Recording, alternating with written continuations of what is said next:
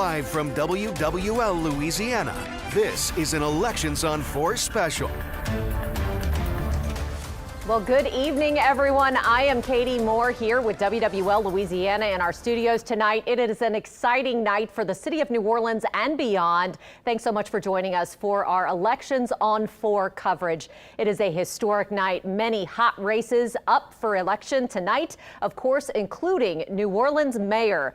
Incumbent Mayor LaToya Cantrell, of course, is term limited. And so now we have an open field of candidates, and many of them are really excited to see how those votes start pouring in. Now, the polls are still open at this hour. The polls actually close at 8 o'clock tonight. So you still have about an hour to get out there and cast your vote if you haven't done that yet. We are so excited that we have such an esteemed panel of experts and analysts who are going to be joining me in the studio throughout the night as we continue our Elections on 4 coverage. With me right now, WWL political analyst Clancy Dubos and sociology professor at Xavier University, Dr. Silas Lee. Thanks so much for being with us. Thank you. Silas, also an expert pollster. We'll have Ron Fauché with us in just a little bit as well. So you three really are the big dogs in town when it comes to talking about politics and elections. And I'm so excited that you can be with us. Well, of course, we're excited to be here. Yes. It is an exciting night. Yeah? It really is. It's not quite a Super Bowl, but it's kind of like the Saints playing for the NFC Championship. It's close, huh? Well, what are we looking for tonight as we start to see the polls close? Of course, again, they're still open for another hour, as I mentioned. Anybody who hasn't had a chance to should get out there and exercise that right? Of course, yeah. And what we're looking for is to see a couple of big questions that loom towards the end of this campaign. Silas and I have been talking about it for days now, if not weeks. Can Helena Moreno, who has led in all the polls by a wide margin, win it outright tonight? Will there be a winner or a runoff in the race for sheriff? Will there be a winner or a runoff in any of the at-large races? The race for clerk of criminal court, which is normally not a hotly contested race, but that one really got red hot this year. You know, what's interesting is one, the clerk of criminal court and the sheriff, they turned out to be reality shows of politics in many ways. And in reference to the sheriff, that was very interesting. She unseated an incumbent. It looks like she might be unseated by a newcomer. No, not really a newcomer, but someone with law enforcement experience. And I've never seen an election with so many intervening circumstances in reference to the jail outbreak, in reference to the inmate consent decree, the cyber attack. There have been so many events outside of the scope of the sheriff that's impacted this election. And of course, when you say she unseated an incumbent, we're talking about incumbent sheriff. Well, she unseated Marlon Gusman. We're talking about incumbent Susan Hudson. Susan Hudson, yes. And of course, Michelle Woodfork has been leading in the polls. That's something that you've been keeping tabs on very closely, Dr. You know, it's going to be interesting, too, looking at trends. We've been looking at early vote turnout. That's one. Then we want to see where the votes go with the early vote and what happens with the votes coming in from election day and what impact that will have. Certain areas, they had a high turnout. Some areas matched in terms of black-white turnout. And overall, it seems like this election energized voters. New face, an opportunity to turn the page, really close the book and start an entirely new book in reference to rejuvenating the culture, the politics, and something we'll talk about maybe later is that of the social engagement of people, the social climate that we live in. When you look at the polls consistently over the past 4 years, 60 to 70% of the people said wrong direction. 60% said the children may have, 80% said the children may have to leave. When we looked at infrastructure, people are concerned about infrastructure that is impeding economic development as well as the ability to get affordable insurance for the home and cars. So it's quality of life issues. First time crime is not number one in terms of voters wanting the next administration to focus on a particular issue. And to show you how severe that quality of life issue is, it's the first time in my political lifetime, which goes back more than 50 years, that an incumbent who reduced crime significantly gets no credit for that because of the other overarching issues, the total dysfunction of City Hall itself, which if things had just been working at an average level, Yes. LaToya Cantrell would probably be going out a hero. Yeah. And that's a very good point, because this is the official election.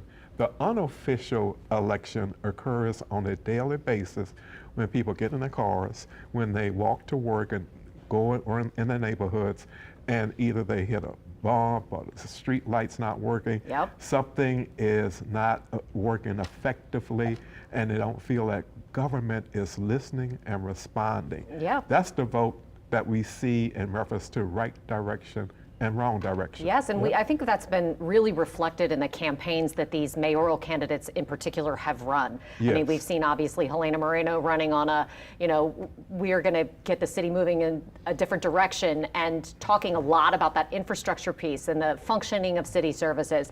Then you have Royce Duplessis running on similar themes, as well as Oliver Thomas. As an outsider. As an outsider, And yeah. casting, Royce cast Oliver Thomas and Helena Moreno as insiders who didn't get it done while they were there.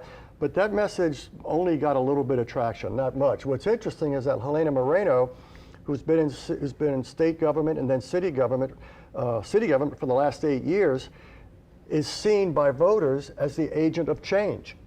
Interesting. And she's an 8-year incumbent on the council. But what the change they're talking about when voters say that is change in the direction of the city, change in tone, change in governing style and And you know what that substance as brings well. up the fact of? Political branding. How she has been able to brand herself in the past 8 years. She was also a state legislator as well as in the media here. That branding carried over to her political career. Royce Duplessis establishing his political brand. And we look at Oliver Thomas, another candidate who has a political brand.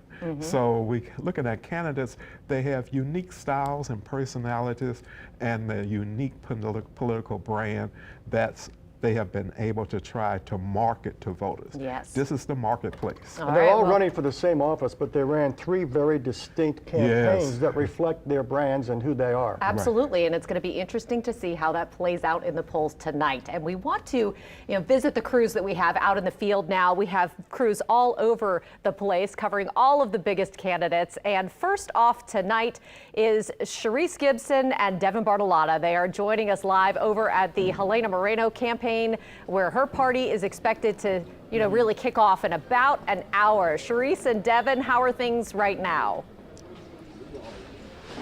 So far, so good. Things are pretty quiet, and we are at the Civic Theater where a bunch of Helena Moreno supporters are starting to arrive in the theater behind us. And it looks like there's going to be a pretty good crowd here. Yeah, just within the last 10 minutes or so, things have kind of picked up. We're seeing people trickle in. They're still setting up for food and drinks and things like that, but they are expecting a pretty packed crowd tonight.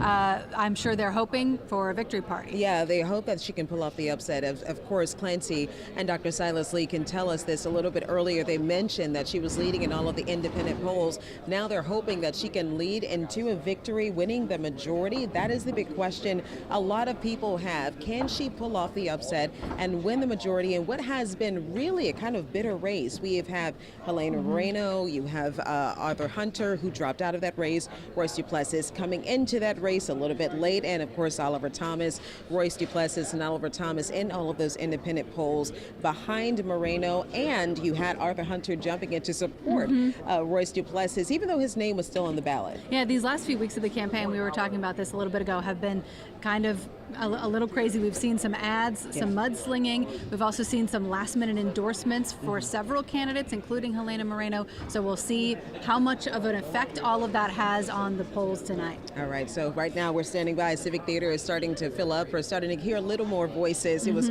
quiet a little bit earlier, but we see the cars coming up. DJ is set up. We have people that are setting up behind us. And one thing Devin and I talked about a little bit earlier, and I'm sure we can talk about a little bit later, is the social media presence for all of these candidates. Starting to come in. We're seeing some of the local social media personalities that have been very involved in this campaign. So I'm sure this is going to fill up. We're going to have lots more to talk about during our next several check-ins with you. For now, we'll send it back to you at the station. And we do have Brandon Walker and Brianna Boudreau. They are standing by live tonight. They are going to be covering Oliver Thomas tonight. So how are things where you are, guys? Well, good evening to you, Katie, here from Maison Blanche, not the department store, but the event venue here in New Orleans East, where the action right now is pretty quiet. You've got Team Thomas still setting up for what they hope will be a victorious night. Yes, good evening to all of you. Brandon Walker, Brianna Boudreau here. And we've got a couple people who have already filed in. They're kind of sitting, waiting, sort of looking in this direction. Got the DJ set up. I'm sure you guys can hear that behind us.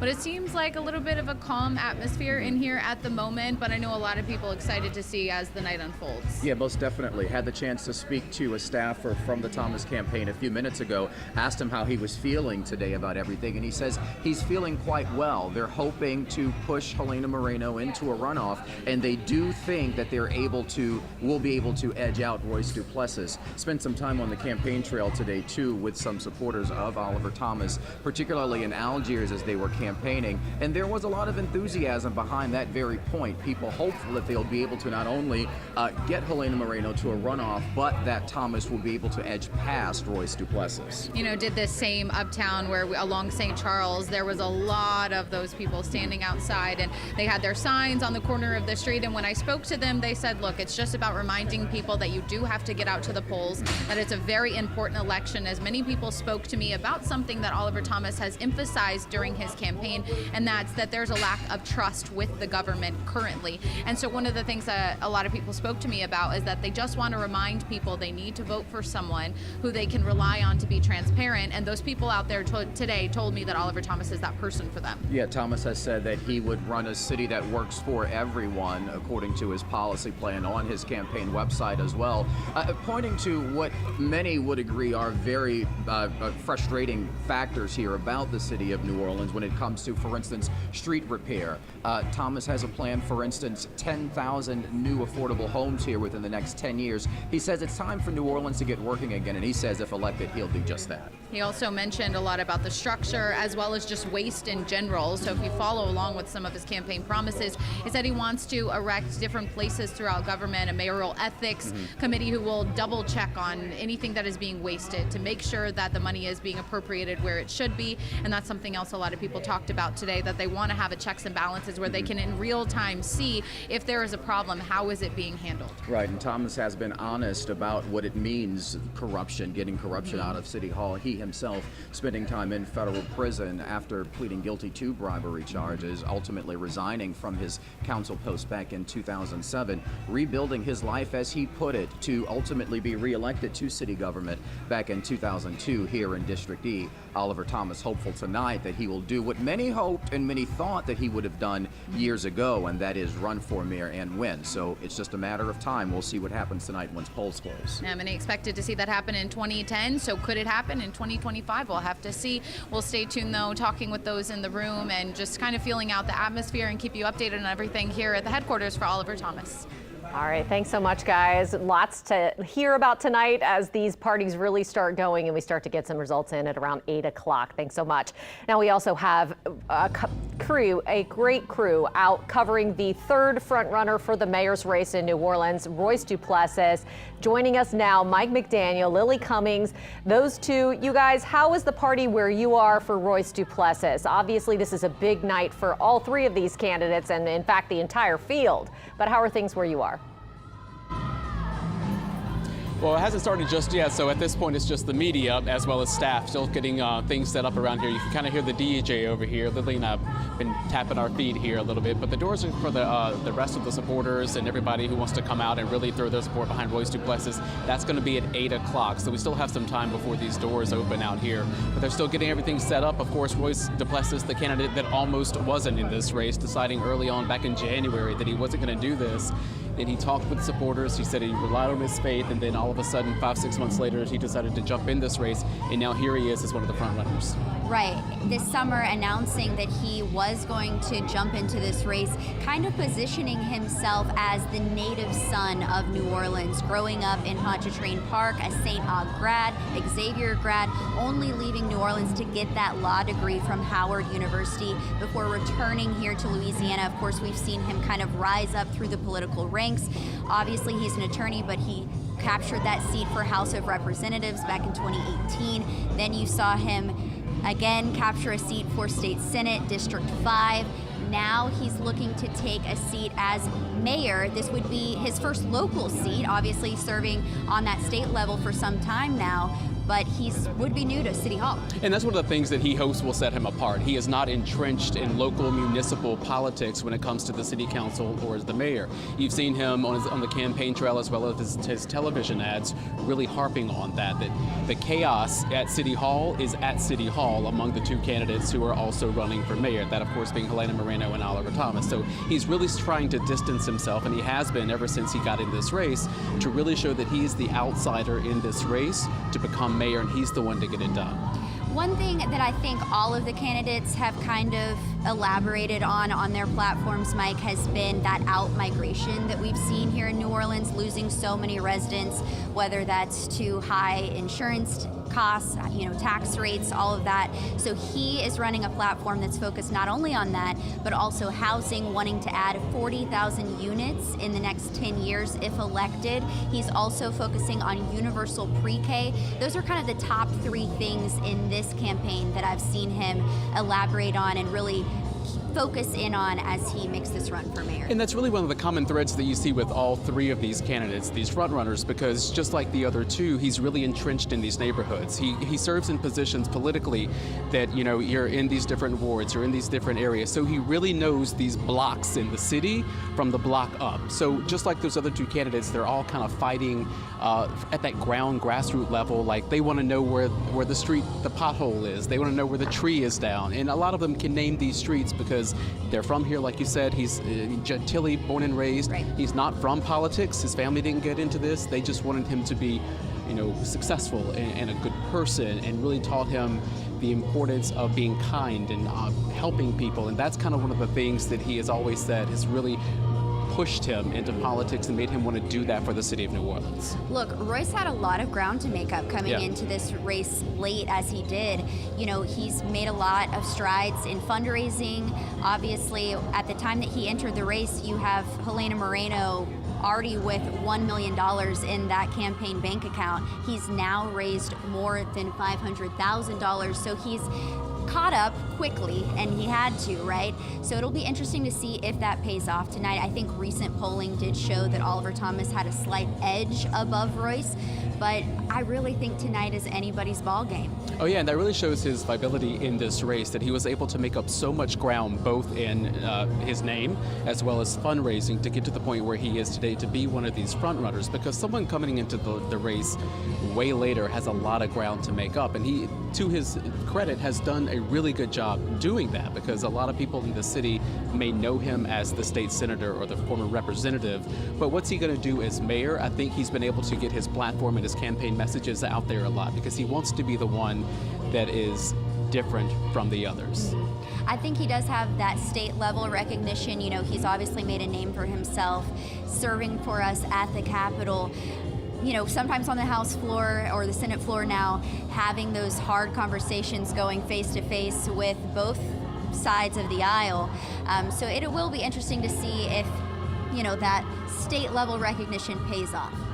And it very well could, at least maybe pushing it to a runoff. If it's between Helena Moreno, of course, she's been polling way ahead of the other two, that being Duplessis and Thomas. So maybe he's hoping this night will help catapult him into that next level, and then he can be able to garner the rest of the support.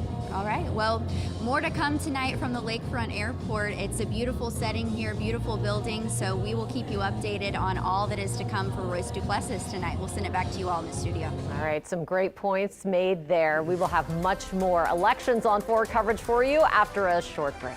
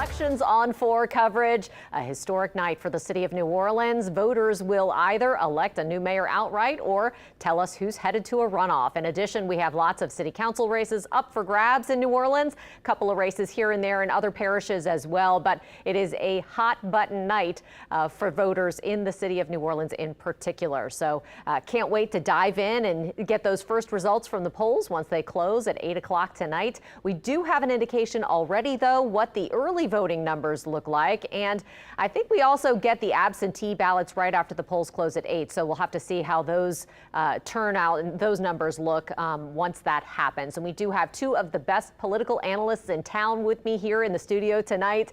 We have Clancy Dubose and we have Dr. Silas Lee here joining me. And, you know, it is just a great night. I know you both, this is like you're almost Super Bowl, you said. We live for this. Yeah.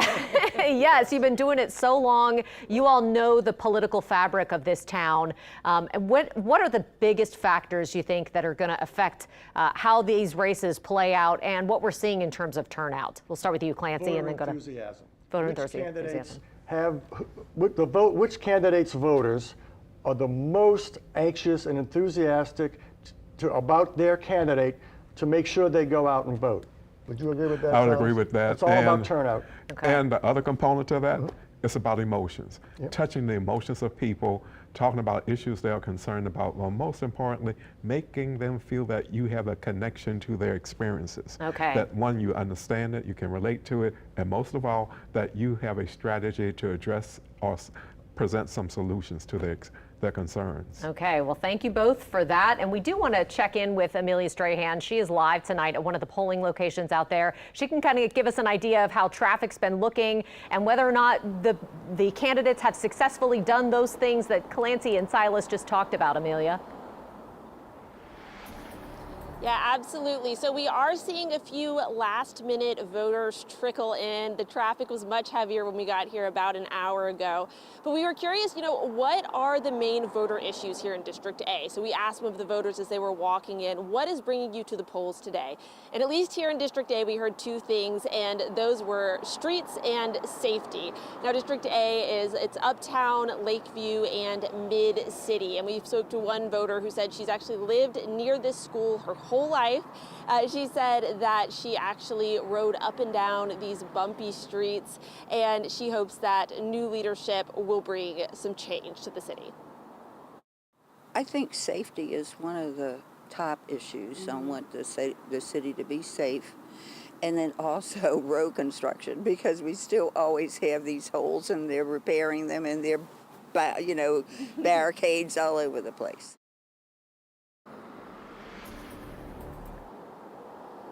Now there are two main front runners in this race replacing Councilmember Joe Geruso, and those are going to be Amy McCarron and then, of course, Holly Friedman. And we spoke to voters. We heard about 50-50, so it'll be interesting to see, kind of how things play out this evening. All right, that sounds great, Amelia. We are looking forward to hearing about those council races as well. Of course, the future of the city is at stake tonight, so can't wait to have more Elections on 4 coverage right after this short break.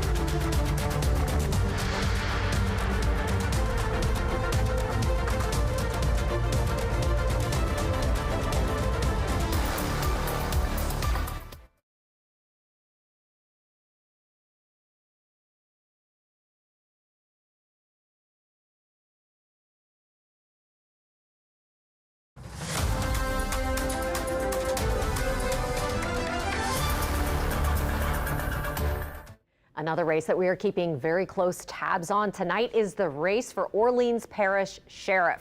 Of course, there have been a lot of big news events that have affected the Orleans Parish Sheriff's Office in recent weeks, and we want to go out to Winston Reed, who is live with the current incumbent sheriff, Susan Hudson, where her campaign celebration is happening tonight. So, Winston, what's the mood like there? Katie, I'm live in the French Quarter where incumbent Susan Hudson is having her election watch party, and we are here at Twisted Waffles on Dauphine Street. It's a bit of an intimate venue, so a relatively smaller election watch party, and it really doesn't begin for another 30 minutes. So crews are just setting up, getting the food and everything ready, but guests and the incumbent Susan Hudson has not arrived as of yet. Of course, those polls are still open. They close at 8, and when the polls close is when the party really begins here in the French Quarter. Now, Susan Hudson, the incumbent in this race, she actually defeated incumbent Marlon Guzman back in 2021, and she entered office as a candidate who can offer reform to the Orleans Parish Sheriff's Office, but she enters this race now with low approval ratings from the voters and with a lot of criticism and controversy surrounding her jail. And that main controversy is the 10 inmates that escaped from her jail over the summer. Now, all 10 inmates have been captured, including the latest escaped inmate and the last one who was still on the run, Derek Groves, which a lot of Louisiana leaders tout as a victory. However, it is fresh on the mind of voters as they hit the polls for this election cycle, and a lot of voters are thinking about that, considering the fact that the Orleans Parish Sheriff's Office has been in the headlines, in the news, leading up to this election. In fact, there was also that other mistaken release from of an inmate after those 10 inmates escaped as well. So it seems like the Sheriff's Office has found itself in controversy constantly leading up to this election. And let's not forget about the cybersecurity attack leading up to that debate with the top 3 Sheriff's Office candidates in our WWL studio. So a lot has been said about this race and about this particular candidate, Sheriff Susan Hudson, the incumbent in this race. She was the first black woman to take over as the sheriff for Orleans Parish, but she's faced a lot of criticism. She's addressed a lot of that criticism, but those questions are still swirling as she is set to come to this election party, and we will have the latest from this election party as those results come in. Just want to inform the voters, the new term for the Orleans Parish Sheriff does not start until the first Monday in May of next year. So if her opponents, either Michelle Woodfork or Edwin Shorty, the constable, do happen to win this election, they will not begin their term until the first Monday in May of 2026. So just informing the voters of that, it'll be kind of a long, stretched out period before that transition actually completes for the Orleans Parish Sheriff's Office. But we're going to have the latest from tonight's election party. We'll have the latest from the incumbent Susan Hudson, who should be arriving sometime within the next 30 minutes. Reporting live here in the French Quarter, Winston Reed, WWL, Louisiana. All right, Winston, thanks so much. It's a much different situation for her this time than it was when she was first elected. I know that delay in taking office was difficult, something that she really had to overcome. So we'll check back with you in just a little while. But we also want to go out to Paul Murphy. Paul Murphy is joining us live with Michelle Woodfork's campaign party tonight. She's garnered a lot of support in the community. Paul? Well, Katie, they are already cranking up the music here at Sweet Lorraine's in the St. Claude neighborhood, where Sheriff's candidate Michelle Woodfork and her supporters will be gathering to watch the vote be counted. We're told that Woodfork spent the day doing some last-minute campaigning from the West Bank to the East Bank. She also stopped by the Gentilly Fest for a while, then went over to New Orleans East to do a little more campaigning, and that's also where her day began. Throughout this hotly contested sheriff's race, former NOPD Superintendent Michelle Woodfork had enjoyed a double-digit lead in most polls. She told WWL Louisiana she has the right stuff to unseat incumbent Sheriff Susan Hudson. Woodfork has seized on the escape of those 10 prison inmates, calling it an example of Hudson's gross mismanagement of the jail. If elected, she vowed to get to the bottom of all those problems at the parish jail. Woodfork made history as the first woman to lead the NOPD. She said that she offered and implemented a plan with the NOPD that resulted in a 25% reduction in violent crime. She retired from the police department 2 years ago and joined the Orleans Parish District Attorney's Office, where she is currently the Director of Forensic Intelligence. Woodfork claims that it is her experience that sets her apart from the rest of the candidates in the Orleans Parish Sheriff's race. And we're told that Michelle Woodfork will be getting here to Sweet Lorraine's about a half hour from now, and the party is just getting started here on St. Claude Avenue. We're live in the St. Claude neighborhood. Paul Murphy, WWL, Louisiana. All right, Paul, the first of many check-ins with him as we continue through the night, as the city of New Orleans and Orleans Parish make history electing a number of new top leaders. We'll have more Elections on 4 coverage right after a short break.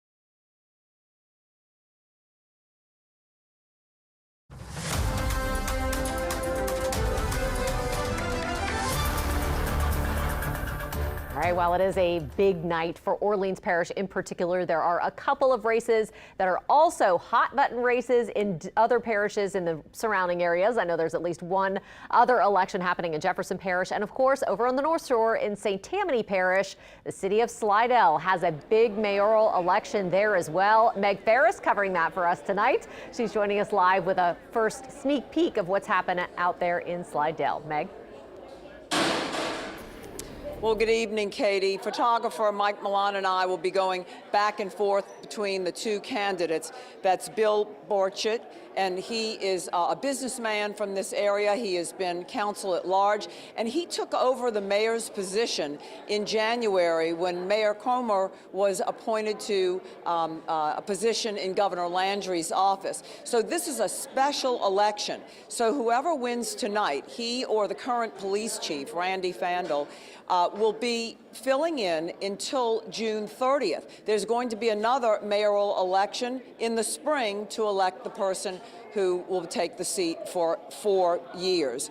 Now, he has been talking about growing jobs in the city of Slidell. He has been talking about creating new businesses, while Randy Fandel has been talking about, as well, both of them, drainage, fixing streets, growing the recreation department, cutting government spending. He has also said that he did not favor the city buying part of the abandoned North Shore Mall, whereas Bill Burchard said that he did want the city to do that. And of course, that deal fell through, but they may still be able to buy part of it. So that's what's going on here. We have a current police chief who is running for the seat. If he wins, Randy Fandel wins, he will be the third Slidell police chief to hold that seat.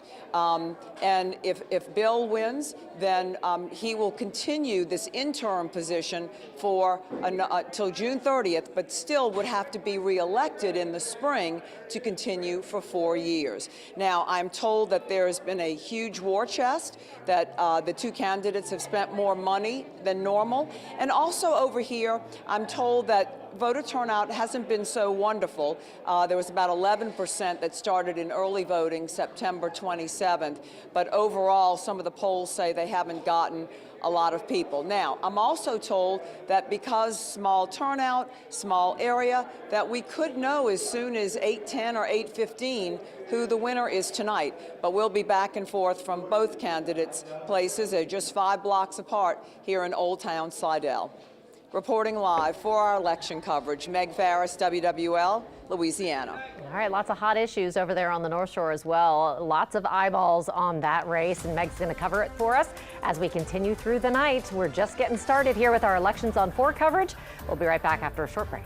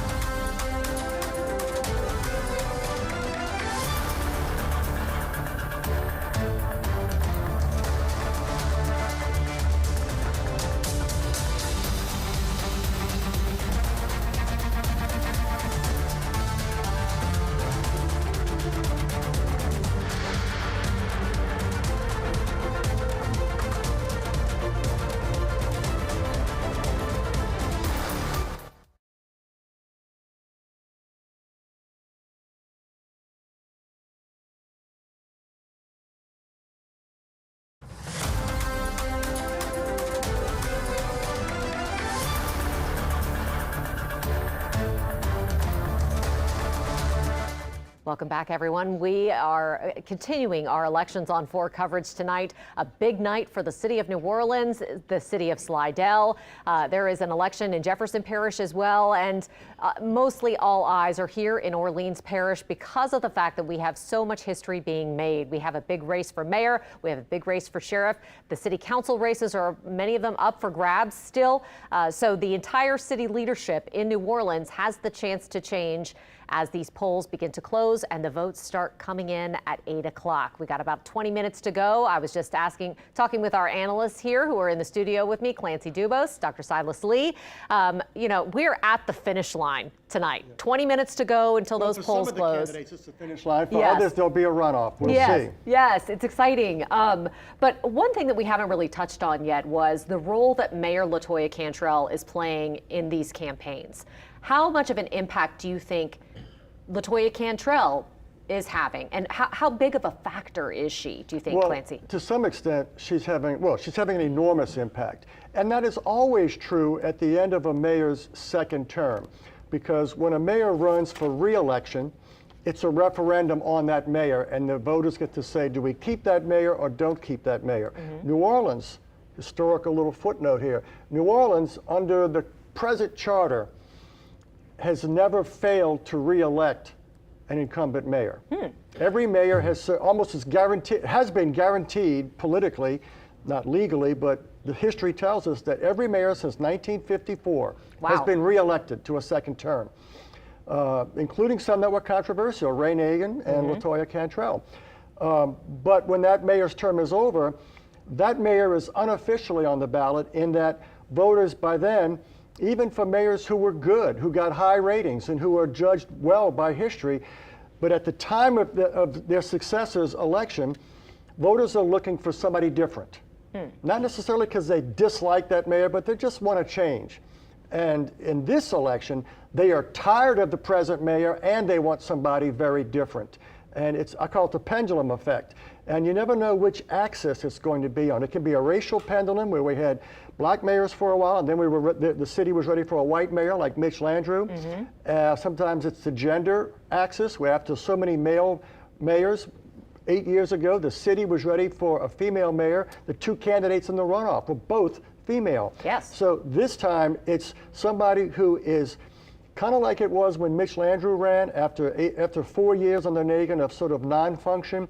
We've now had 4 years of dysfunction. They're looking for a mayor who they feel will be somebody who gets the city working again, functioning again, not just at an average level, but at a high level.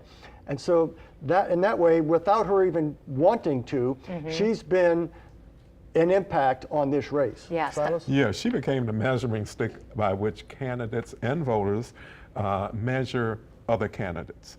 And I reflect on the time. 21 years ago, she was a student in my class at Xavier. 8 years ago, I was doing her polls to get elected mayor. Then 4 years ago, to get reelected. Now she's on her way out, also facing an indictment and a trial. So her legacy is behind the minds and the hearts of many voters. What she has done, the good she's done, it's been overshadowed by these other challenges, but that is her legacy right now. And the chapter is not finished yet, because we could have a trial. We have to see if there's a verdict from that trial and what happens. So this chapter is nowhere near finished, even after she leaves office. Yeah, she will not go to trial before she leaves office. The new mayor will take office, whether that mayor is chosen tonight or on November 15th. The new mayor takes office on Monday, January 12th at noon. But she will stand trial if she goes to trial after that at some point. But the fact that she was indicted, I think, also hurt Oliver Thomas, because Oliver Thomas, pleaded guilty to a bribery charge in federal court, resigned immediately. He did what I thought was the right thing to do. He didn't try to drag it out. He said, I'm so sorry, I messed up, pleaded guilty, resigned, accepted the court's verdict, came out of jail not quite 3 years later, and did a 15-year, well, to this point 15-year, but a 12-year redemption tour.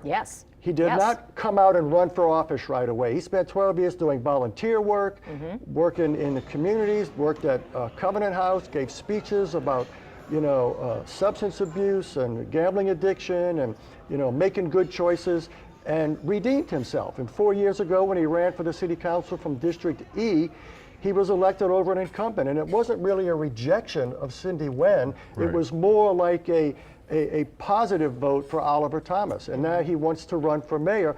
But when the mayor gets indicted 2 months before the primary, it just reminds everybody of the controversy associated with federal charges. And I think that hurt Oliver Thomas. The other factor is 2007 was his time. Yes. And that is when he got in trouble. He was the mayor in waiting. He was in waiting. That's he right. really was. And the indictment came down, he had to resign, and that interrupted his step. But in 1994, I was the poster for Marion Barry. After he got out of prison, he did something similar in terms of redemption, rehabilitating his image and credibility with voters, got reelected. Same with Oliver, got reelected, just that he had this interruption. And like you said, with LaToya in the background in the minds of many voters, that impacted. Don't forget District E. We have to see how he fares in District E tonight. That's right. That's true. And, you know, those questions are large ones because of the fact that, you know, she is where she is, and she has been, you know, mired in controversy over the last year. It's last almost 4 years, really. Yeah, and it has overshadowed so much of the governing of the city. And I think, you know, as you both mentioned, this may be a referendum on that tonight to some degree. The fact that she presided over a substantial reduction in crime, that she appointed a police chief that everybody thinks is wonderful, and the interim chief, most people think that Michelle Woodfork was terrific. 2 police chiefs that she appointed get very high ratings by voters, and yet she gets none of the credit for that because of all the other stuff, the controversies that she, and it's all self-inflicted though. It truly is self-inflicted. And let's not forget 2020, COVID. Navigating COVID, keeping the city out of that bankruptcy. was her high point of her career. Yes, that helped her get reelected. Yes. And navigating it, keeping the city out of bankruptcy compared to many other municipalities that had to file bankruptcy, and the fact that we did not have a high death rate from COVID as in many other communities. And she rightly gets the credit for that. She gets the credit for that.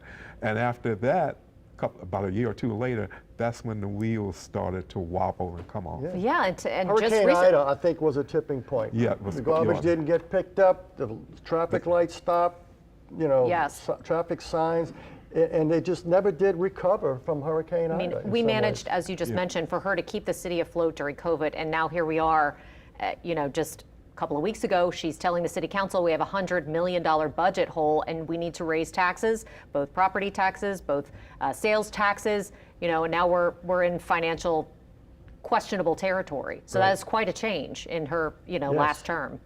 Tonight, what are we expecting to see when we see those polls close and we see the big slug of numbers that usually comes in around 8 o'clock? What do you guys think? Well, I'm not sure we're going to see a big slate of numbers because it's possible, but historically, because New Orleans has so many mail ballots that have to be counted by hand, they do it by machine, but they verify them by hand. We may not get the early vote because the early vote and the mail-in ballots, I think, all come in together, don't they? So they may come in later. Okay. The other parishes, they tend to come in quickly because other parishes don't have 262,000 registered voters, most of them. So that plays a big factor in it. Okay. We have to wait and see where the votes are coming from because let's say Algiers, that's a little bit longer. New Orleans East, a little bit longer. Yes. So Uptown, District B, those will come in early, and it'll be Gentilly, a good Lakefront, yeah, they'll come in earlier. It's all about getting over that river. Always always. And over the industrial canal. Yeah, something about that every time. time. Look at this thing about water. Yeah. Another thing we can do is establish some benchmarks. 25% of the vote in, 33% of the vote in. Then with 50 and 70% come in, let's see how that compares to the earlier percentages. And those are going to be some key benchmarks to see what trends are reflected in those benchmarks early. Well, I have to tell you, as somebody who loves politics, I'm the luckiest woman in this city right now because I'm sitting here next to the experts. We have Ron Fauché waiting in the wings to come talk to us too about all the excitement that we can expect tonight as those polls close in about 10 minutes. And we'll continue with our Elections on 4 coverage after this short break.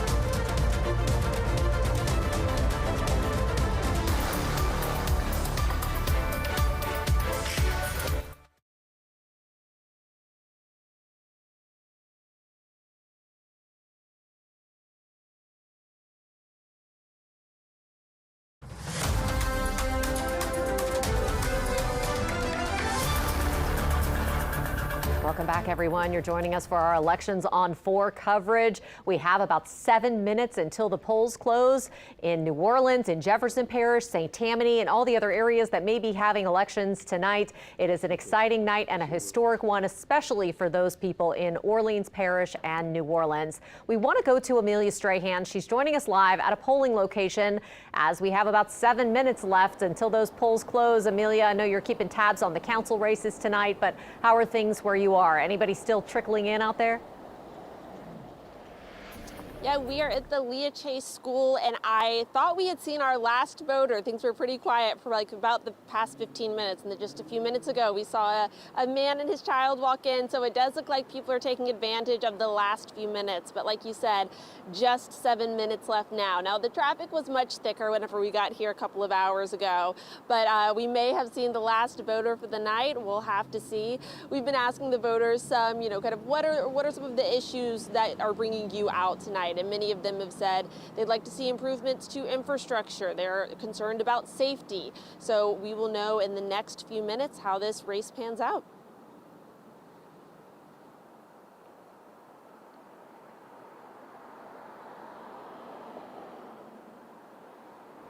Thank you so much, Amelia. Can't wait to hear how the races unfold tonight. And we now have Ron Fauché joining us in the studio with our esteemed panel of analysts and pollsters. You are one of the best in the state. So talk about tonight, what you're going to be looking for first as we start to get those first returns in, 6 minutes. Right.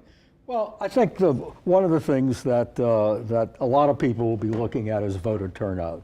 New Orleans had very low turnout in the last 2 mayor's elections and the governor's election. The benchmark I'm looking at is whether it can hit 40%, because in recent elections it's been in the 20s and 30s. That would take 105,000 votes. And as we've said, the big thing is whether Helena Moreno wins tonight or whether she's in the runoff with one of the other candidates. And there's a million reasons to justify why she could and why she couldn't. So we'll have to wait and see. Also, you've got 2 incumbents, the clerk of court and the sheriff, who are in trouble. And it's possible that both of them could lose. So these are some of the, I think, bigger issues to watch. City council races as well. We haven't really touched on those yet, but, a change in leadership in most of those seats. Leslie Harris is the only one who's, already reelected, not facing any challengers. So there could be some changes in city council as well, right? Yeah, very much so. I mean, you've got an at-large seat, for instance, that's open. You have an at-large incumbent, J.P. Burrell, who's likely to win tonight. And you also have Oliver Thomas's open seat in District E, Joe Giarruso's open seat in District A. So there will be some fresh blood on the council, no matter who wins. And of course, fresh blood in the mayor's office as well, which is going to be a significant change. And I know that really is the race that so many people are keeping their eye on tonight. Clancy, what are you thinking as we get closer to those polls closing in 4 minutes now? Well, I can't wait till we start getting our precincts in and we get a picture of how things look. Because, we have certain expectations of things that might happen or could possibly happen, and it'll be fun to see and interesting to see, because this is, and when you say fresh blood, politics in New Orleans is a blood sport in some ways. And it's a participatory spectator sport, because voters get to choose, but they're also involved, but voters love to sit back and watch it. But ultimately, it's voters who will be, ultimately they're the referees here. In this thing. Absolutely. Dr. Lee, quickly, what are you looking for as soon as we get those first numbers in? Where they come from. Okay. And some indicators as the night progresses, how much that support will change, if it's going to be severe flip-flops or if it will be very steady, where we identify a particular person who maintains a lead, and by how much. On that note, we're going to take a short break and continue our Elections on 4 coverage right after this.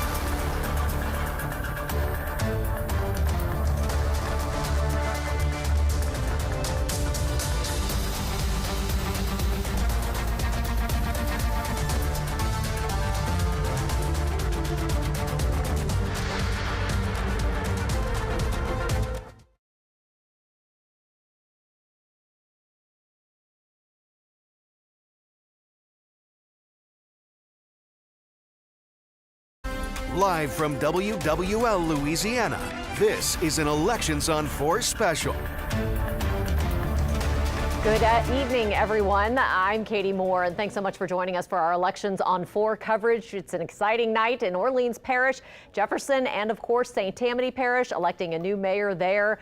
But here in New Orleans, a historic election for the city's next mayor, as we have a wide open field. City council races also up for grabs, and of course, the Orleans sheriff and the Orleans criminal clerk of court all up for re-election tonight. Now, we have some great coverage for you. We've got you covered on all angles and from all of the top headquarters and where they're going to be celebrating tonight. And of course, I am here in the studio with our esteemed panel of analysts and pollsters. Let's start with you, Ron Fauché. You know, one of our political pollsters, has conducted our poll and done a fantastic job over the years. Dr. Silas Lee, who is also a political pollster and a professor at Xavier University. Thanks so much for being with us. And Clancy Dubos, WWL's political analyst, here with me tonight. These three are some of the heavyweights in politics, not only in New Orleans, but in the state of Louisiana. So I'm so lucky to be sitting up here with you guys as we move through our coverage beginning right now, as those polls are now closed. You know, we all took a look at the early voting numbers. We've been able to see those for a little while now.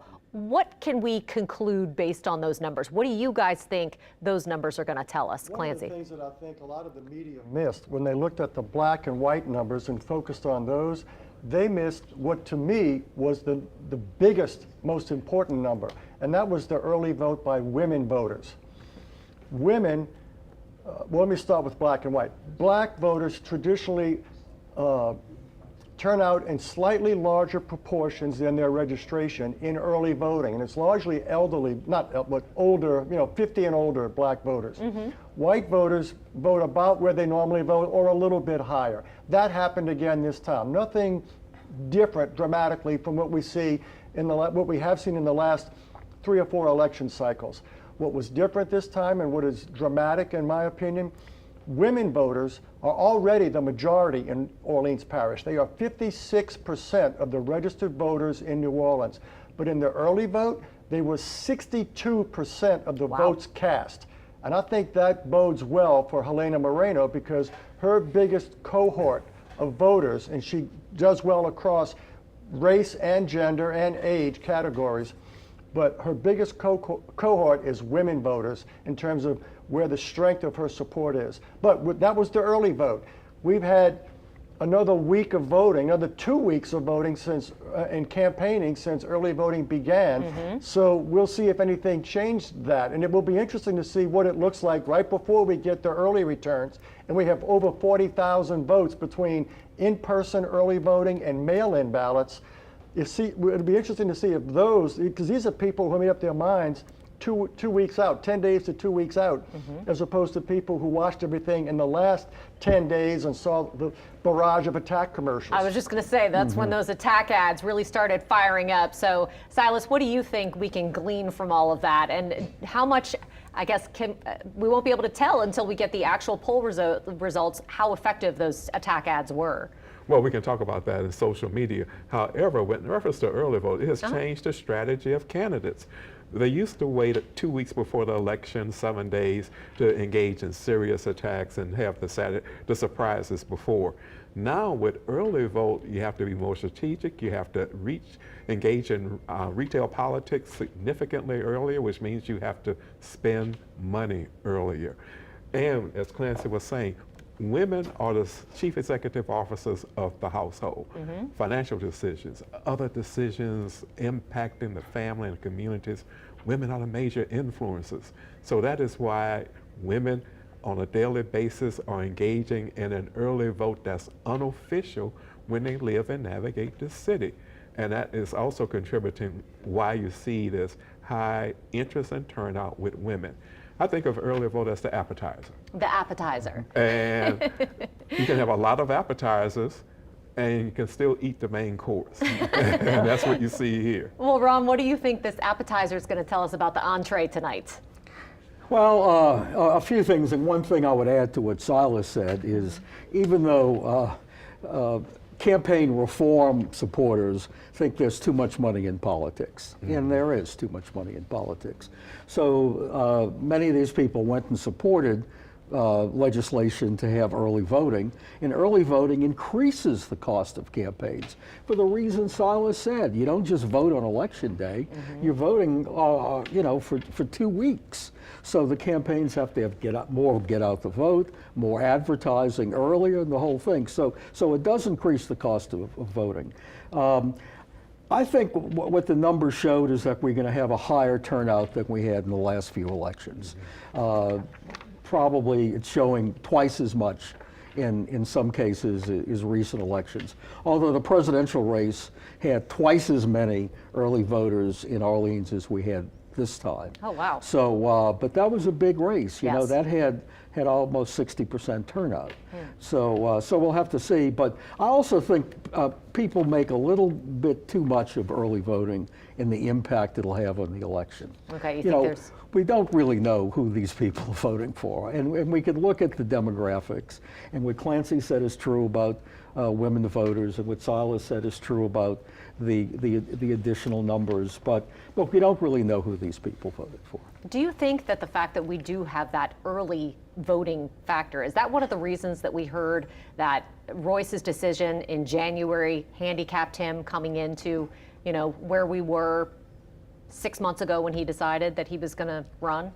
Was that a handicap for him, do you guys He think? actually only decided at late June, beginning of July. Yeah, less than 6 months, So it's only yeah. been about three and a half months that he decided to run. In terms of you know? fundraising, you know. July, August, September, and half of October. 3.5, not even half of October.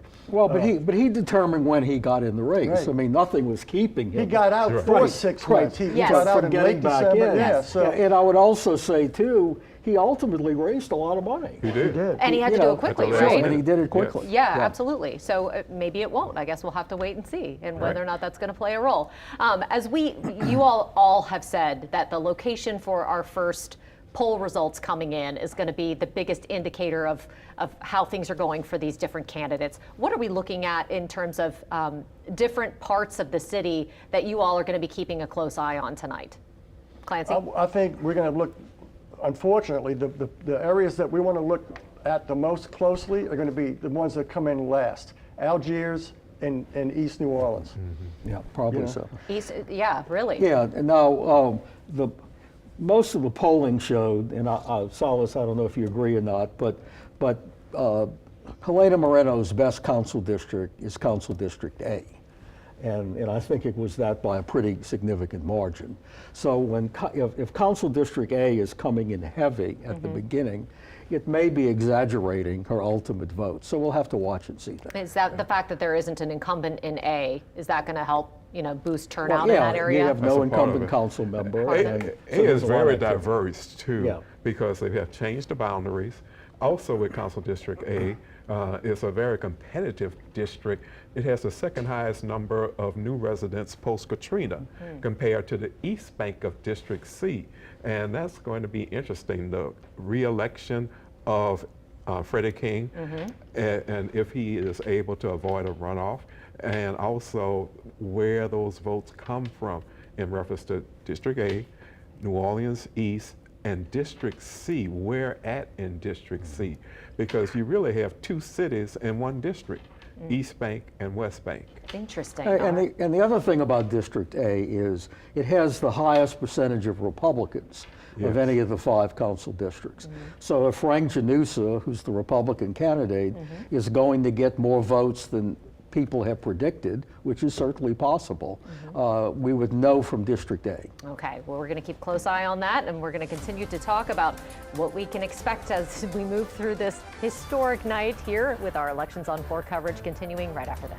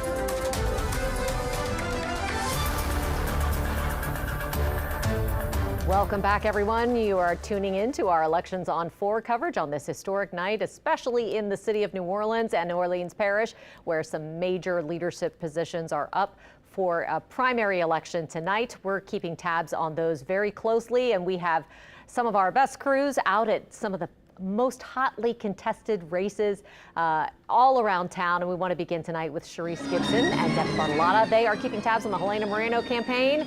Joining us now with the latest on what's happening out there. You know, last time we came to you all, they were still setting up. Things were still quiet. How's it going now? Yes. Not so quiet anymore. No, not so quiet at all. Actually, there is a concert that was held for Helena yesterday at Tipitina's that's airing right now behind us on stage. The room is starting to fill up with people. So far, we haven't seen any of her, as far as people who promoted her. People who supported her are here, but we see mostly social media personalities, some families, some friends, and right now we're still waiting to see if there is anyone else who is currently in office that's going to arrive at this campaign headquarters. Yeah, we're seeing a lot of heads of community organizations, things like that, who are coming, grabbing some food, grabbing some drinks, starting to settle in. We, as you said, have not seen any elected officials yet, but we know that they'll likely be here. She's picked up some pretty key endorsements in the past few weeks, including several council members and members of the state legislature. Yeah, when you talk about endorsements, Helena Moreno has gotten endorsements from the likes of Bill Bollinger, Bollinger, a huge Republican endorsement, as well as some Democratic endorsements from Cedric Richmond and several others. And I have to say, when you talk about her political experience, I just want to do a quick rundown here. You go all the way back to 2001 when she arrived in the city of New Orleans as a reporter, and then after Hurricane Katrina, she decided to enter that foray into public office, losing the first time against Bill Jefferson, but ultimately winning a state rep seat and then going on to city council at large, where she easily held on as council president there. Yeah, she's done so much in that role as well. She said that the reason she entered public office was because Hurricane Katrina changed her life, as it did with many, many others, and she sees that as a way to serve her community as through public service. Yeah, in our WWL Louisiana mayoral debate that we had just a couple of weeks ago, we talked about some of the issues that matter most to our viewers, and that is thanks to our viewers doing a poll. A lot of people talking about infrastructure. That's one of the main key issues they wanted to focus on. And she also talked about accountability and transparency, and we can always talk about crime and public safety. That's a #1 topic, and one of the things we hope to talk to her tonight about.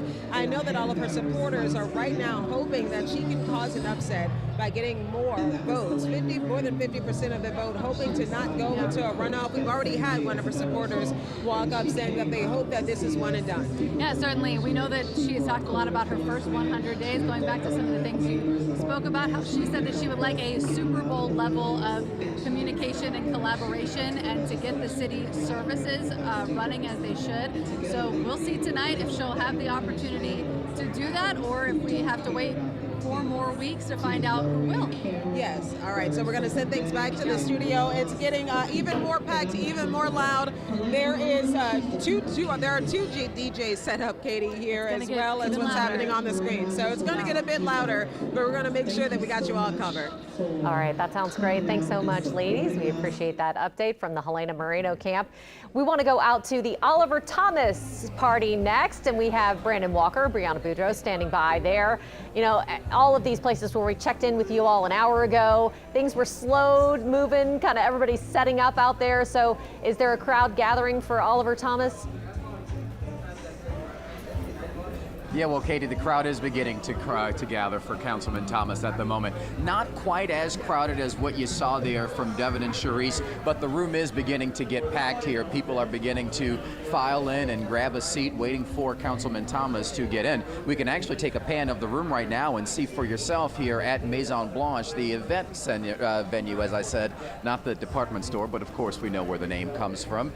Team Thomas says that they are confident that they will do well tonight. They are are confident. They say that they will be able to push Helena Moreno into a runoff. They also say that they are confident that they will edge out Royce Duplessis. And that confidence is something both you and I witnessed today when we were out and about. I know you were speaking to some of those supporters in Algiers.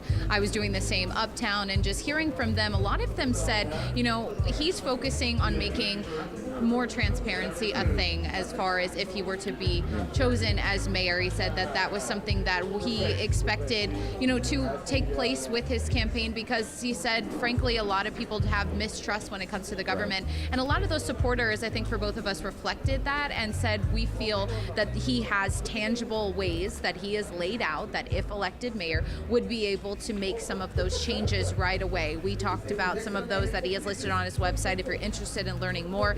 The 311 tracking system. Right. So if there's a problem, something you see wrong with the government, there's a tangible way for you to see that problem once it is addressed, see where it is as it is being dealt with, and kind of seeing what the resolution is. It's a way that you can actually track it. Another way was having different city hall locations so that there are satellite places where people can go and deal with real issues rather than having to go to one location that for some may not be accessible. And that includes here in New Orleans East, District E, which is Councilman Thomas's district on the city council. New Orleans East has been a major part of his campaign, a major part of his proposal if ultimately elected mayor, among other things, in figuring out what industry should be in New Orleans, in Louisiana. Well, it is tourism. Oliver Thomas saying that we need to lean into that even more so than what we do, saying that we already do quite well, but it's time to use communities, for instance, such as New Orleans East, introduce ecotourism, for instance, and those are plans that he says that he would implement if elected. Yeah, so the room right now, people talking amongst themselves, people talking with one another, looking at their phones, checking, of course, those polling numbers. And we are going to stay here all night long to give you this reaction from the group here. Also going to hear from Oliver Thomas once he does arrive. You see the podium set up here behind us, and we'll keep you updated on all things the election here from the headquarters with Oliver Thomas. No, so things back to you, Katie. All right, thanks so much, Brandon and Brianna. And, you know, this is a very exciting night for the voters in Orleans Parish and beyond. There are elections in St. Tammany Parish for mayor as well. And there's a small election in Jefferson Parish, in some parts of Jefferson Parish too. So we're going to be keeping tabs on all of those races. And if you look at the bottom of your screen, we're actually starting to get some numbers trickling in. So we're going to get to those in just a moment. But we do first want to go out to Mike McDaniel and Lily Cummings. They are standing by at the campaign party for Royce Duplessis. I'm guessing the candidate is not there yet. They usually don't come out until we get a better idea on what's going to happen with the night. But is a crowd starting to gather where you guys are? Yeah, so we are at the New Orleans Lakefront Airport. Beautiful venue here, Mike. And the crowd is filling up. The room is filling up, rather. We are seeing people trickle in. Food is now being served. The DJ, he's got a killer playlist that he's been playing all night long. So we are seeing a lot of activity. The doors opened just at 8 o'clock as those polls closed. So we're starting to see a lot of energy that these folks are bringing to the room now. Yeah, the folks here will tell you they're rolling with Royce. That became part of his campaign slogan here late in the game. And of course, it's on some of the campaign buttons as well as the stickers that are at the front door, as well as some campaign signs. She was talking about that playlist. We were dancing a little bit earlier. We have not stopped tapping our feet the entire time. Now, Royce actually had a long list of things to do today. His schedule was packed. He, of course, started, he was at PJ's Coffee this morning. He did a second line to the polls. Then he went out to the different areas across the city and started waving signs. He went to a church service. Then he went back out to do some more sign waving. So it's been nonstop on the go for him pretty much all day. He's not here yet. We were actually told that he was still waving signs up until the polls closed. Yeah, I mean, obviously for all of the candidates today, I don't even know what time they woke up this morning, but I know as I went into work to anchor the morning news, you saw people out setting out signs along the neutral grounds. So it has been a long day for everyone, and of course it's only going to get longer as we wait on those results to trickle in. Now, one thing that I did want to point out that I think is so interesting about Royce is that we've seen him serve in the House of Representatives for the state of Louisiana. Obviously now he is a state senator for District 5, but he has yet to serve a full term in any office he's had. And some may say that that points to a sign of ambition, to always seek the next thing. I know, because he saw an opportunity for the House of Representatives. He went after that during a special election. Right. He won the full term, but he didn't serve it all because he saw another opportunity, that being in the Senate. He did a special election there. Then he wound up winning that full term, hasn't served the full term yet because now he's running for mayor. So yeah, a lot of political ambition from him.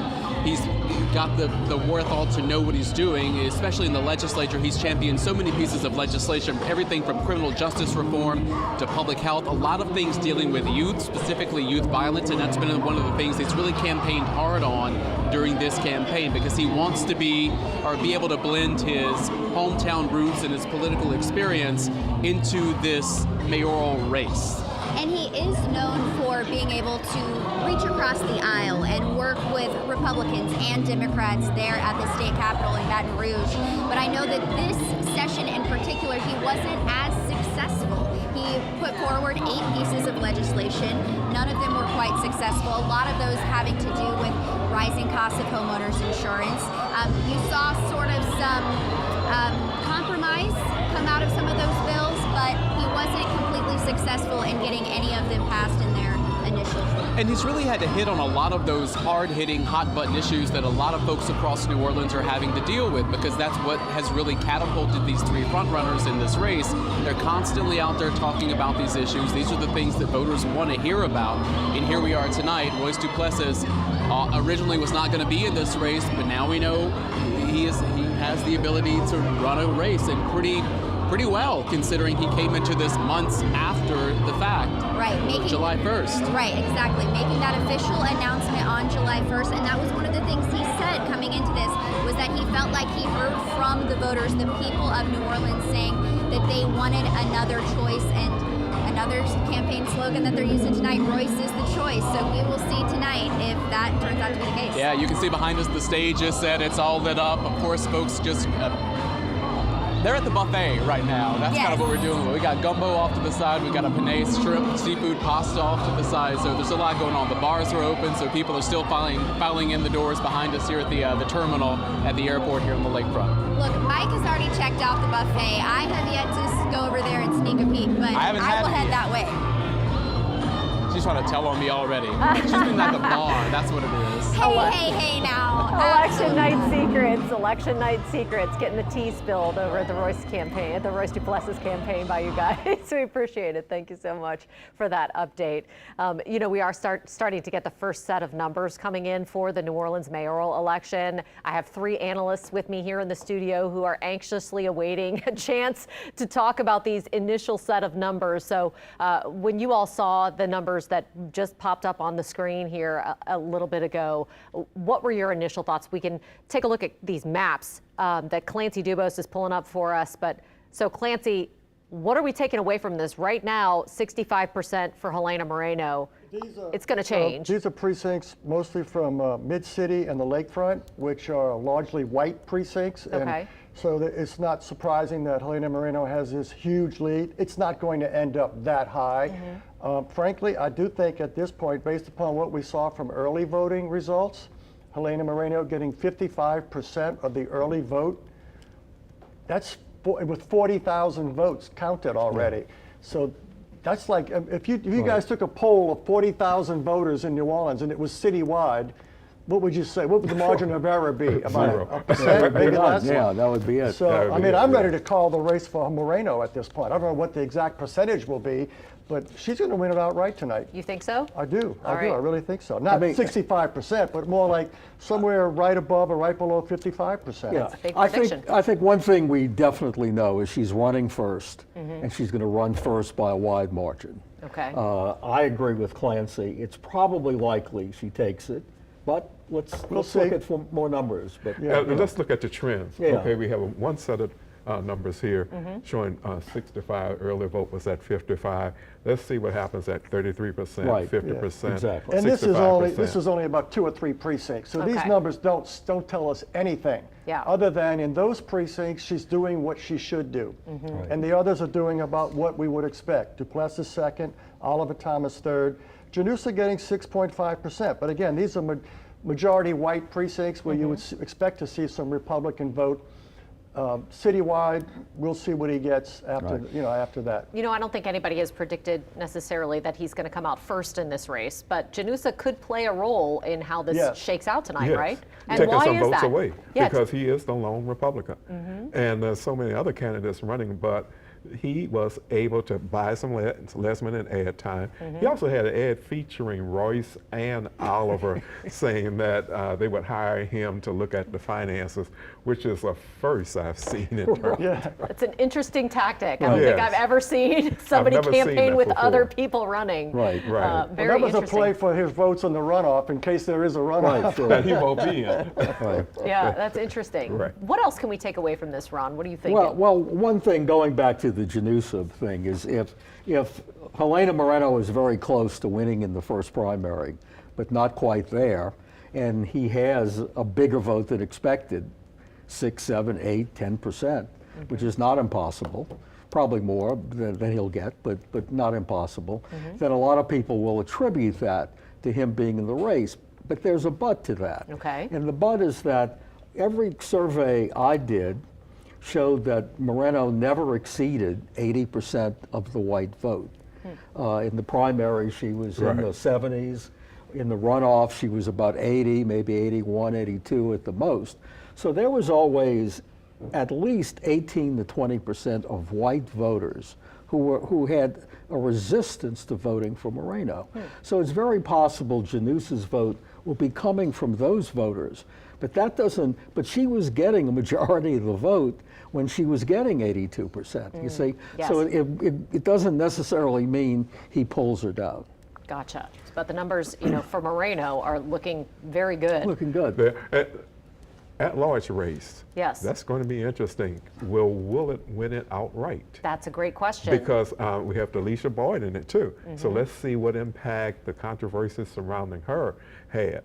And we have to talk about later on the outcome in terms of the winners and the losers in terms of those who endorse various candidates tonight. Yeah, Well, right absolutely. now, with just a few precincts reporting, Willard's getting 59.5% of the vote. Again, that's just a few precincts that we at WWL have gathered because we've got people that we sent out to sort of the mega precincts out there. It remains to be seen. I don't have a tally on what the results were in the at-large, council at-large Division 1 race, which is Matt Willard, Matt Hill, and Delisha Boyd. But if I could see what the early voting totals were, we could tell a lot. Yeah, it's really going to be interesting. There's obviously been a lot of controversy, in the last couple of weeks involving Delisha Boyd and questions about her campaign spending. That has to play a role here. Has to play a role, and it's not only the controversy, but how you respond, and if you can negate and neutralize it from having any impact on you. That was a major challenge. Yeah, and the numbers right now are not looking good. But again, we are very early in this process. The night is young for sure, especially as we know Orleans Parish tends to make this a long night. So we'll have to see if that actually holds true this time. You all are going to continue to be here with us throughout. So I'm excited about this. What else can we take away from these numbers so early on? There are key factors that you guys have already talked about, which is race among voters, gender is going to play a role here. What else are you looking at, Well, Silas? the fact that she put together a multiracial, multi-demographic coalition. Royce was doing the same thing, and so was Oliver. And we have to see how this ultimately plays out, especially in Districts E as well as in District C, and how the East Bank and the West Bank voted, as well as District D. So those are some key indicators. District B, due to the fact that Leslie Harris was reelected without opposition, turnout as well as where the vote went. Yeah, if it's low, since they didn't really have anyone to vote for. Right. Yeah, that'll be interesting to see. Well, it's so great to be able to sit here with the three of you tonight to get just the greatest analysts, I would say, out there. And so we're going to continue to follow what's happening with the elections as those numbers continue to trickle in and talk to our amazing analysts. Check out all the campaign headquarters as we move throughout the night. But right now we want to take a short break.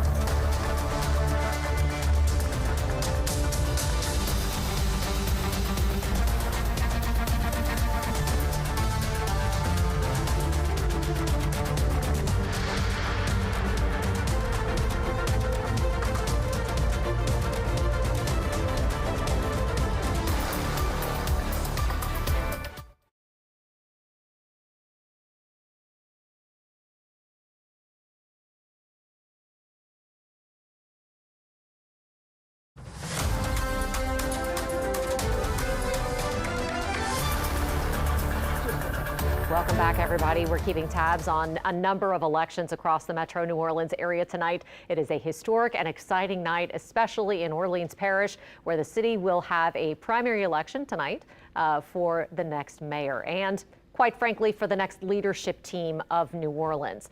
One of the hottest races tonight is the race for Orleans Parish Sheriff.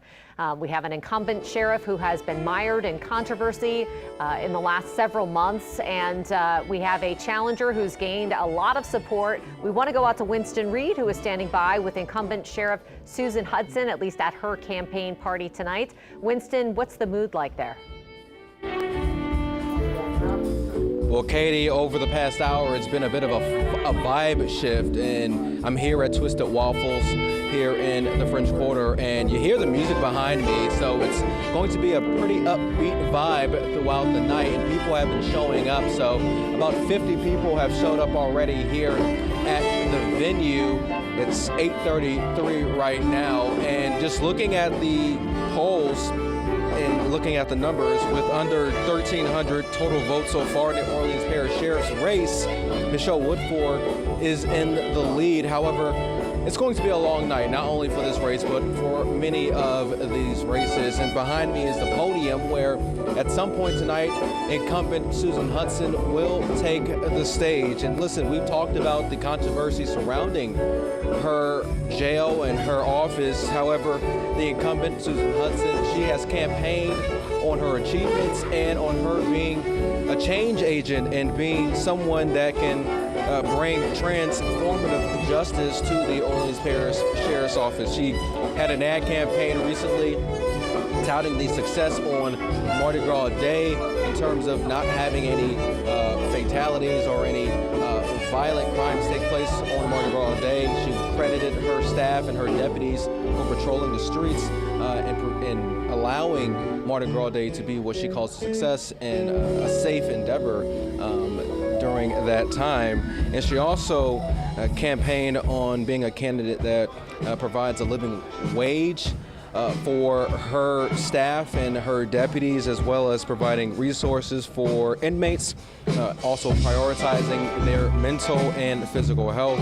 She talked about ensuring compliance with the federal consent decree that the Sheriff's Office is under, and also striving for a safer and more humane jail. We talked about the mental health wing and the phase 3 of the mental health wing in the past.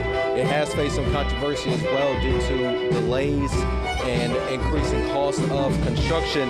And coming into this race, she does have a low approval rating from the voters. In a poll asking voters who they would vote for coming into this race, Susan Hudson only received 13% of the votes of those registered voters who were surveyed in that poll.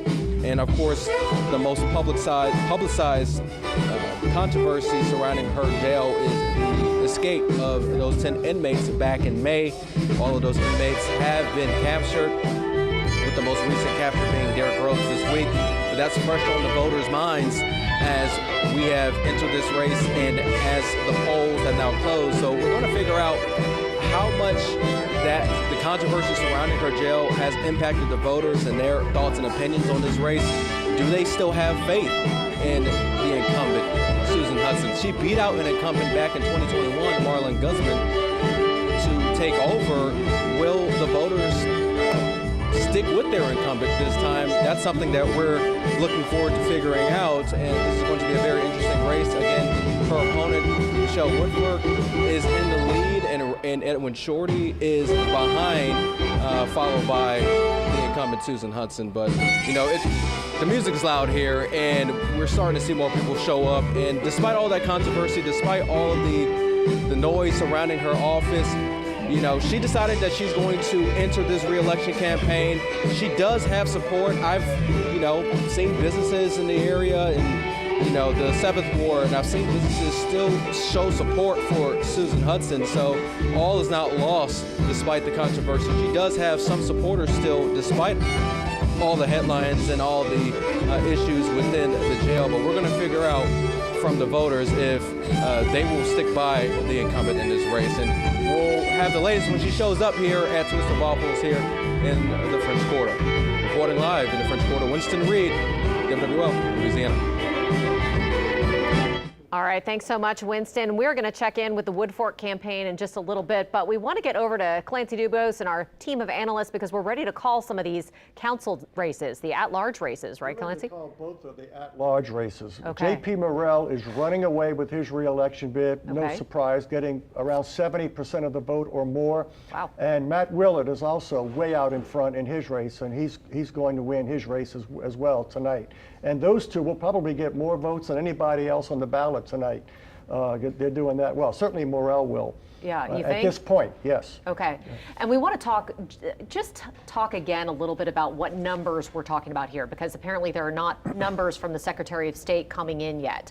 These are numbers that we This is based on gather. early votes, but also it's based upon the votes that we're gathering, WWL, Okay. from around town. And it's just, it's not a huge sample, but the numbers are so big, and they match what Ron's poll had showed and what we've seen in other polls, and it's just, we can call it. Sometimes you can call it very early, and those are races that we can call right now. Comfortably, all three of you Yes. are comfortable with that? Well, the margin. The margin's Margins huge. are so Yeah, big. that's the key indicator. It's not Yes. 51-49. Okay. Right. It's a much bigger margin that is difficult for anyone to overcome.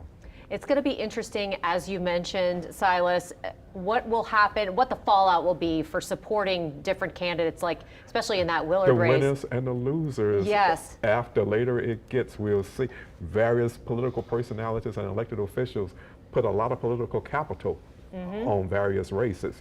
Former Congressman Cedric Richmond, as well as current Congressman Troy Carter. And they had diverse candidates that they were supporting. Yes. And they also had similar candidates that they were supporting.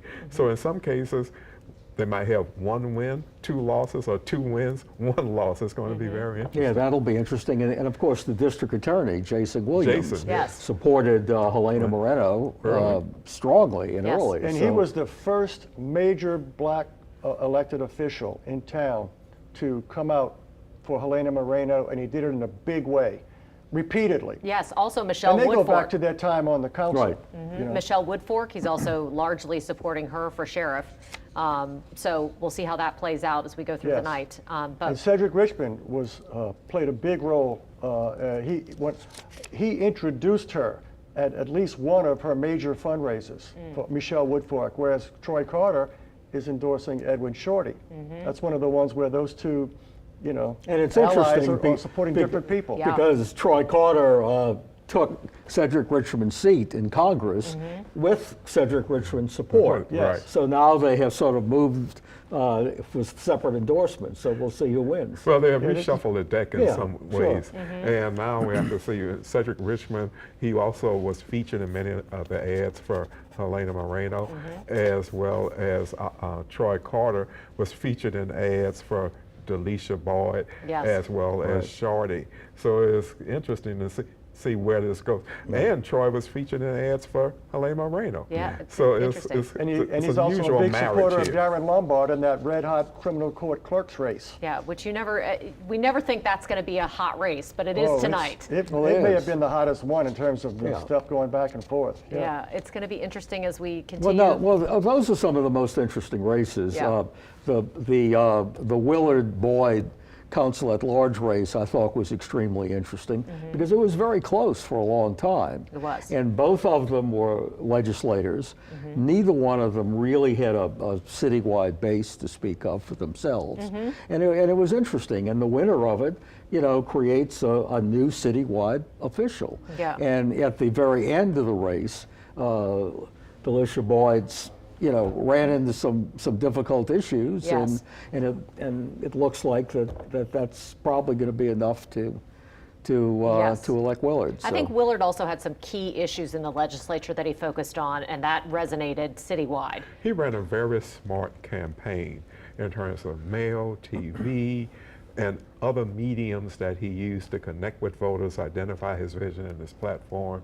It was a very strategic and focused campaign. Yeah. He also went door to door in plenty of He worked places, it, and people yes. really appreciate that. From an at-large candidate, it's almost impossible to do that. Obviously, he couldn't knock on every door, Right. but he was very strategic and focused about where he went, and that made a difference to Yeah. people. Well, he's certainly somebody to watch for the future. Yeah, I think he's young one of the and- rising stars in and city now politics he's a citywide at this official. point. Yeah. Right. Let's pull up that sheriff's map again, see if we can get those numbers real quick before we go out to Paul Murphy, who is with Michelle Woodfork tonight. But let's take another look at the numbers real quick, let you guys talk about this. What can we glean from this so far?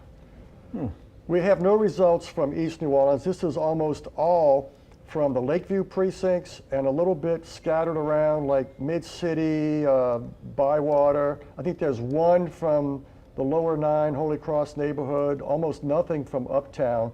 So it's really scattered and not a lot. A little bit of Gentilly in the lakefront, mostly Gentilly in the lakefront. Are you all surprised to see Susan Hudson running third so far? No. No. No, she was polling third. Okay. There's a 24-point gap there. Yes. Yeah. And we have to see if that closes or if Michelle is able to extend that to the 50 points. All right. Well, What's let's. going to happen with Susan, too? Will she drop That's a in the great question. process? When we get the results from the early vote, we get a dump of 40,000 votes from the early voting, early and absentee votes. That might tip it one way or the other. Okay. Right. Well, let's see what the feeling is like over at the Woodfork headquarters. Paul Murphy joining us live there tonight. So we're seeing, some pretty big numbers initially coming in for Michelle Woodfork. Paul, has to be a bump in the mood there. Well, I'll tell you, once we published those last set of numbers showing Michelle Woodfork with a double-digit lead in this race, there was a loud clapping and a lot of hooting and hollering, and a lot of folks walking around here at this point with smiles on their face. And one of them is Constable Lambert Boissier, who was one of the political leaders that was one of the first to endorse Woodfork for sheriff. What's some of your thoughts? Well, it was an easy election to endorse Sheriff Woodfork. I'm saying Sheriff Woodfork. But she has the ability to run the prison the way it should be. She's handled the police department, millions of dollars of budgets. She has all the experience needed, and I think she's going to make us a fine sheriff. And one of your jobs is in law enforcement as well. How you think she would do if the numbers stay the same and she prevails tonight? Well, I think she'll be delighted to get it over in the first if that's possible. You have other people running, but if she pulls it off tonight, I'm sure she'll be delighted and she'll be ready to go to work as soon as she can. I understand there's going to be a lull between the election and actually taking office. So there'll be some transition period in there, and she'll be ready to deal with it. And what do you think her appeal has been with voters? Well, she's a likable person to begin with, and she has the experience and knowledge. She's already demonstrated how to manage the police department, and handling the prison's a tough job, but she has it in her gut. She's ready to deal with it. Her family history, going back to her uncle and her father being in law enforcement. So she's prepared for the job. And right now she is just below what she would need on the first ballot. Do you think that enough votes will come in her way that she won't have to be in a runoff? Well, we're all hoping that. I mean, you don't know until the votes are really tallied, but we hope that she pulls it off in the first. It would be a nice victory to get it done all at one time. Thank you. Lambert Boissier, the first city constable here in New Orleans, one of the first politicians to endorse Michelle Woodfork. And a lot of clappings going on here, a lot of happy people going on here at Sweet Lorraine's on St. Claude. Again, Michelle Woodfork at this point with the early returns with a double-digit lead over Edwin Shorty and the incumbent Susan Hudson. I have an interesting story to tell. I just walked outside not too long ago, and who do I see walking down St. Claude? Well, Chief Ann Kirkpatrick walking by herself. She was on her way to a gallery opening, and she didn't know that this was where Michelle Woodfork's headquarters was, and we sat there and talked for a while. And she said that she certainly is watching tonight's races pretty closely, particularly the mayor's race, because she's wondering if she'll be able to keep her job depending on who wins tonight in the mayor's office. Again, with the police chief serving at the pleasure of the mayor. And that's the scene here at Sweet Lorraine's in the St. Claude neighborhood, the Michelle Woodfork Watch Party. Back to you. All right, we've got hooting and hollering going on, so we know this may be an early night. Guess we'll have to wait and see. We're going to continue your elections on 4 coverage in just a moment.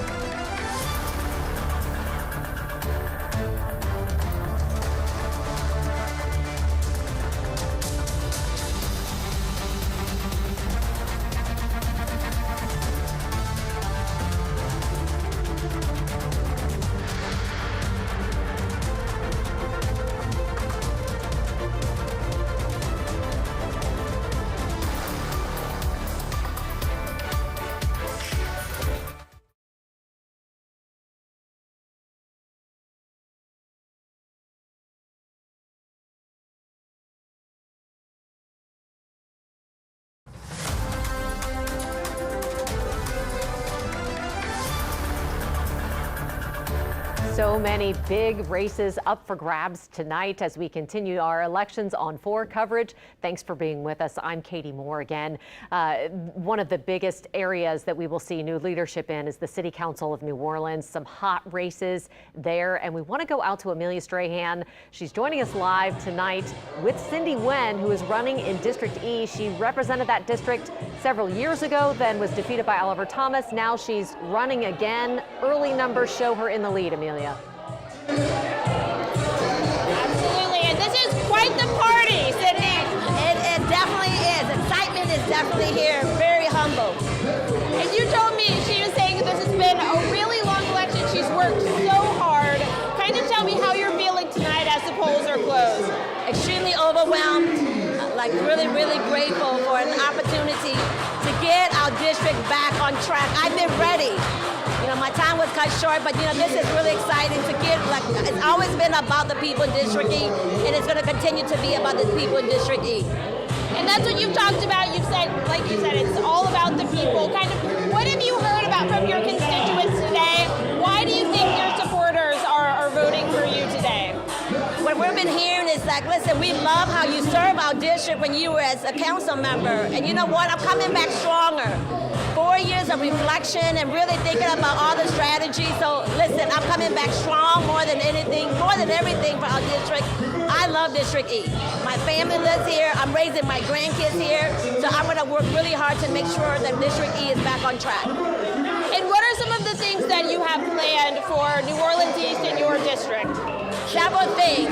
Lincoln Beach, we got to get it open, right? The former Six Flags site with Bayou Phoenix, we got to get it open to bring true economic development into the district.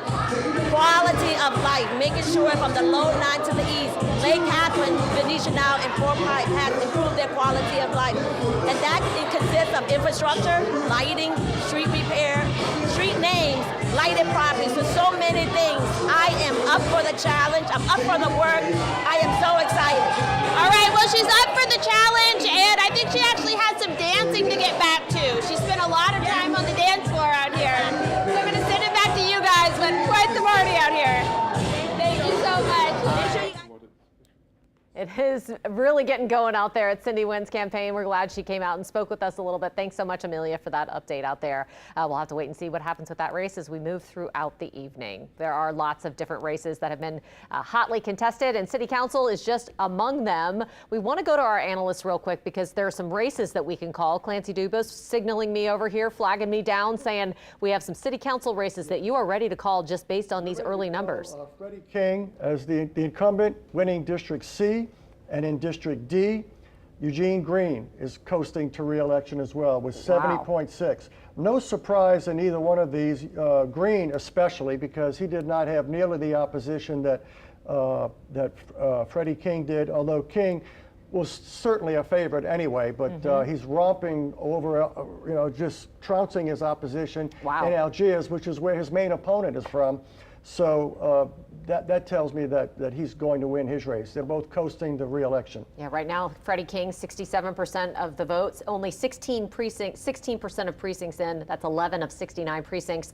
Kelly Foster, 28% of the vote. Jackson Kimbrell and Elliot Barron, as you can see the numbers on your screen right now. Again, these are early numbers, but Clancy Dubas confident in the numbers that we're seeing and the percentages that we're seeing that you are able to call this race at this time for Freddie King III. Yes. All right. Another race that you just said that you could call as well was the other council race, Eugene Green. You said you're comfortable in calling that race as well? Oh, absolutely. District D. No surprise at all. No surprise there.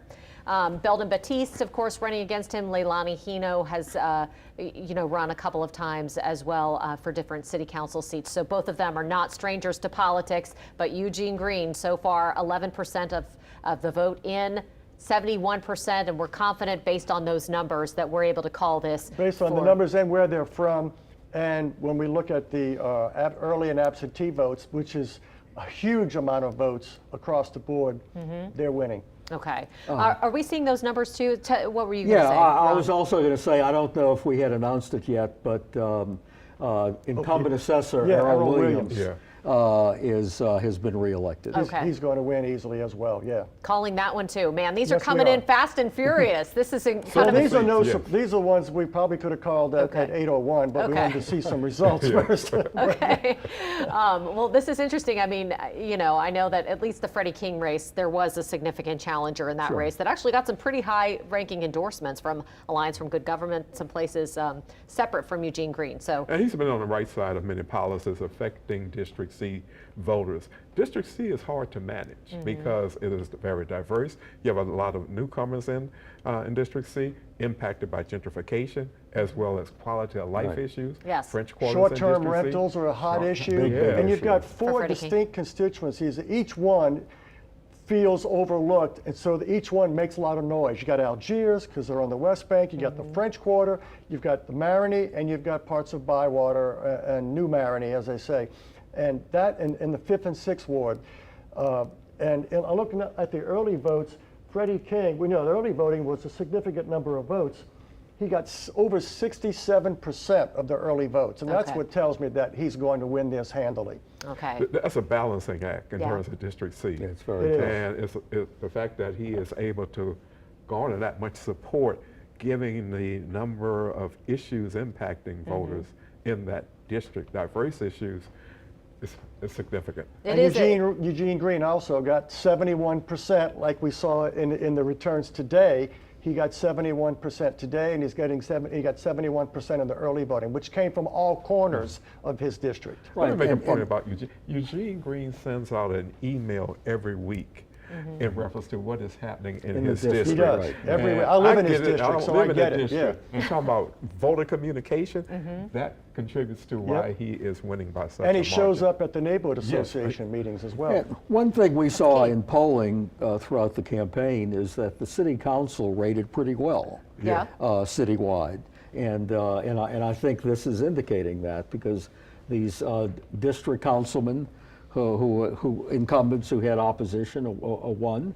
And as J.P. Morrell did, who was the one at-large council member. It's interesting, especially Yeah. given the battles that have been going on between the Yes. city council and the mayor, and then Right. you have the mayor's Well, opinion, well, people's the opinion, council the mayor has won that. has won the Yes. won the Yes. public relations war there. And I'm going to Clancy? make one more projection. Okay. There's going to be a runoff in District A between Holly Friedman and Amy McCarron based Wow. upon the early voting, again, which is a lot of votes coming from every precinct in that district, as well as the tight. precincts we're getting today. Most of the precincts we're getting today are coming from District A, or the largest chunk of them are coming from District A. So I'm confident that Holly Friedman and Amy McCarron will run neck and neck, 1 and 2.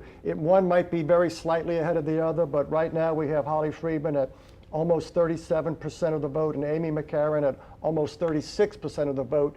That could flip, but they're going to both be running first by a large margin, and so they will head to a runoff on November 15th in Council District A. And we've been talking tonight a lot about District A because of how it might really impact the mayoral election. Can you guys talk about that again for people who are just joining us? What are we looking at in terms of District A and what that's going to tell us about how this mayor's race is going to play out? Well, District A is Helena Moreno's best council district. So it's an indication here. She needs to do very well in this She's district. getting almost 80% in District A so far. And that's beyond what she was polling. So that's Okay. very good for her. Okay. The other thing about District A, about a third or more of the voters arrived in that district, moved to that district after Katrina. And that's a district where we've seen some demographic shifts and some ideological shifts in terms of who they are supporting. But still, the fact that it's a very close race. And the second place person in District A is Republican Frank Janusa with 10.5%. Is that Now, that surprising to you district all? has about 19% Republican registration. Yeah, well, so- that's the highest Republican registration Right. in the city. In the city. District Yeah, A. so that's where he's going to run best. Right. And frankly, to make a serious impact citywide, he needed to get more than that in He District did. A. He did, yeah. So, So you don't think he's going to play be a role? Well, play a role, be a factor. We'll have to wait, but Wait and see. you know, Okay. But it's looking doesn't more and more look like like it, Helena yeah. Moreno is winning this tonight. yeah. Okay. You're All right. 15% Really in right now. Yeah. Oh wow. Okay. 15%. That's significant.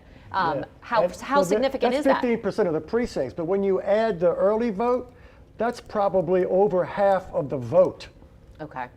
Okay? Yeah. That's probably over half of the vote that's going to come in.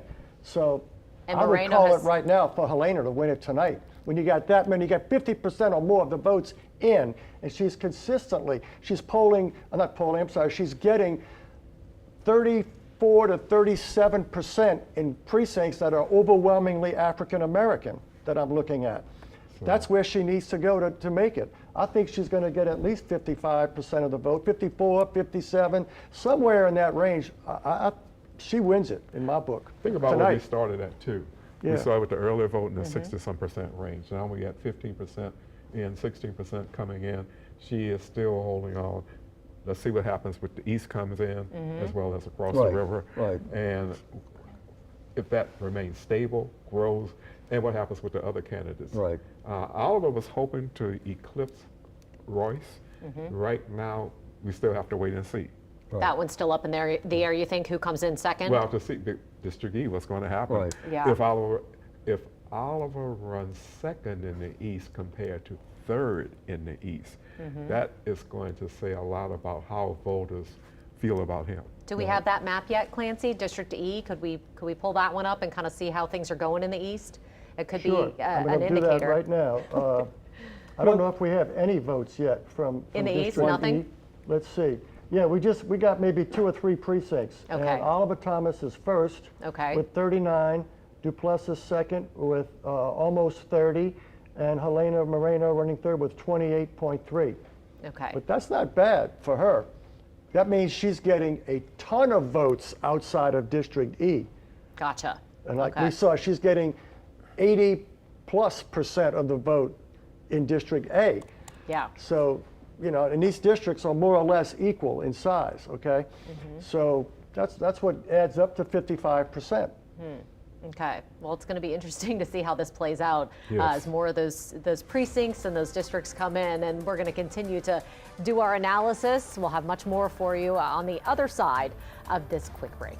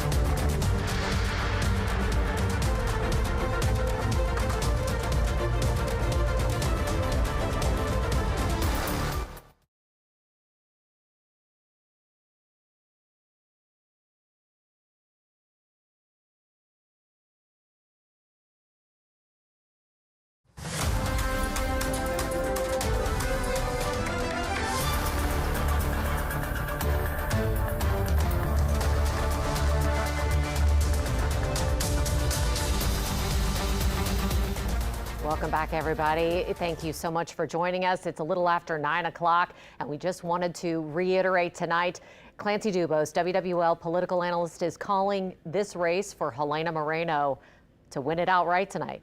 Well, I did that 10 minutes ago, but Yes. yeah, I just want to repeat, yeah, we've called it for Helena. Yes. So, yeah, this is, you know, what we do. She's been ahead all night. She was way ahead in the early vote, and I said it, actually, I said it half an hour ago, that, you know, she's that far ahead, you know, we may as well call it. And you're confident that Helena Moreno is going to be the next mayor of New Orleans?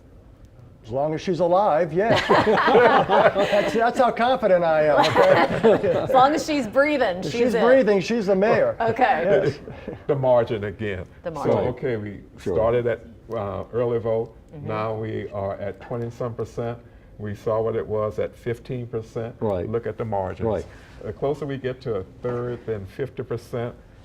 Well, when you add the early vote, this is about 60% of of the votes votes in there. cast. It's a lot of votes. She wins. I mean, I'll give you she's out a there. little tip for election night. This Okay. is totally unscientific.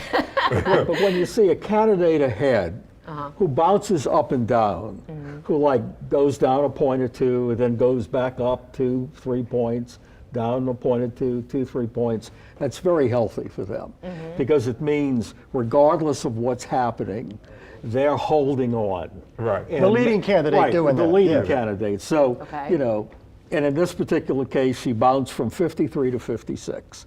Before she was at 55. Before she was at 54.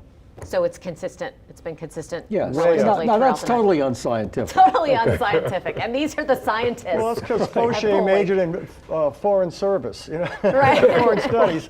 But, you know, I majored in history. I think it's very scientific. Absolutely. It's historic. Well, I'm so lucky that we have the three of you here tonight and that we're able to make this projection that Elena Moreno will be the next mayor of the city of New Orleans. So definitely a historic night, and we just made some tonight. But we have another mayor's race that we want to check in on as we continue to move throughout the evening. Meg Ferris been standing by live in Slidell, where in St. Tammany Parish, this is one of the biggest cities. So Meg, how are things at the campaign headquarters where you're at right now? I know you've been bouncing around back and forth. Yes, Katie. Well, we're at Mayor Bill Borchert's campaign headquarters now, where we're waiting for numbers. And this is a special mayoral election. So what happened was the current mayor was the at-large council, and he had the most votes in the last election. So he got moved up to mayor in January when the Mayor Cromer got selected to be in a position in Governor Landry's administration. So this is a special election. Whoever is elected tonight, whether it's the current police chief, Randy Fandel, or Mayor Bill Borchert, he will be the mayor until June 30th. But there'll be a special election in the spring that will elect the mayor for the next 4 years. And it may be the same mayor who is elected tonight. We'll see. Now, one of the issues was drainage, but one of the issues that became controversial in this election was land that Mayor Bill Borchert had bought, and whether or not dollars could be used, government dollars could be used for drainage. So we asked him about that just a little while ago. Mr. Mayor, one of the things you had brought up was drainage, and that's something that your opponent had brought up about the private land and drainage. Do you want to explain your position on that? Well, the truth of the matter is that 9 years ago, I put together a plan. Have you ever been to San Antonio and seen the Riverwalk?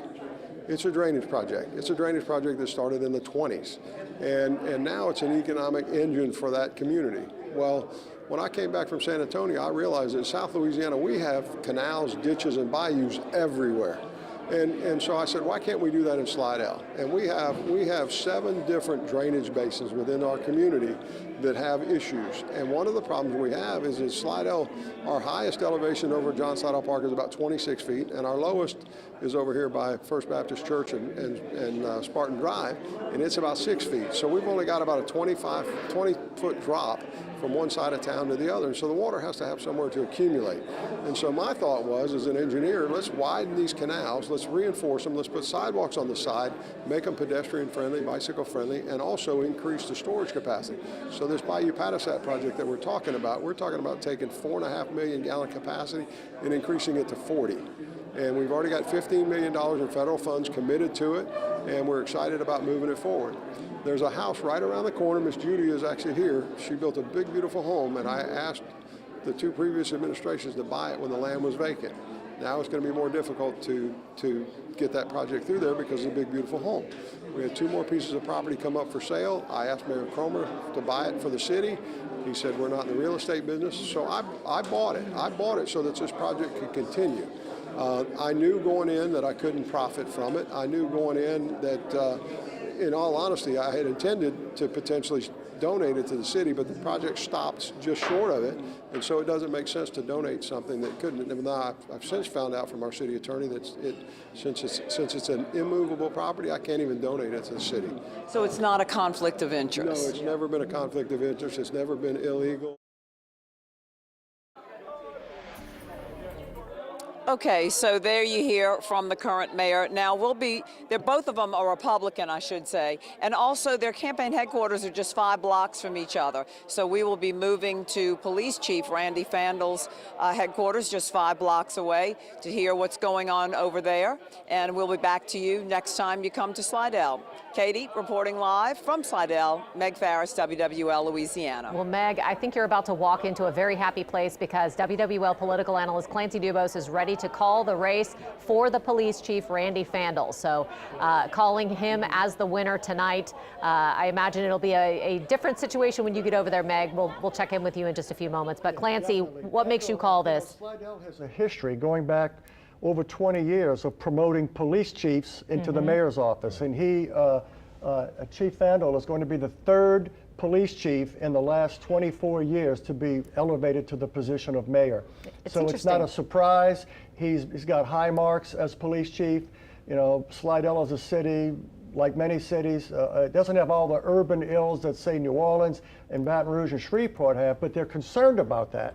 And having a police chief who makes people feel safe is about the best calling card you can have in politics in that part of St. Tammany Parish.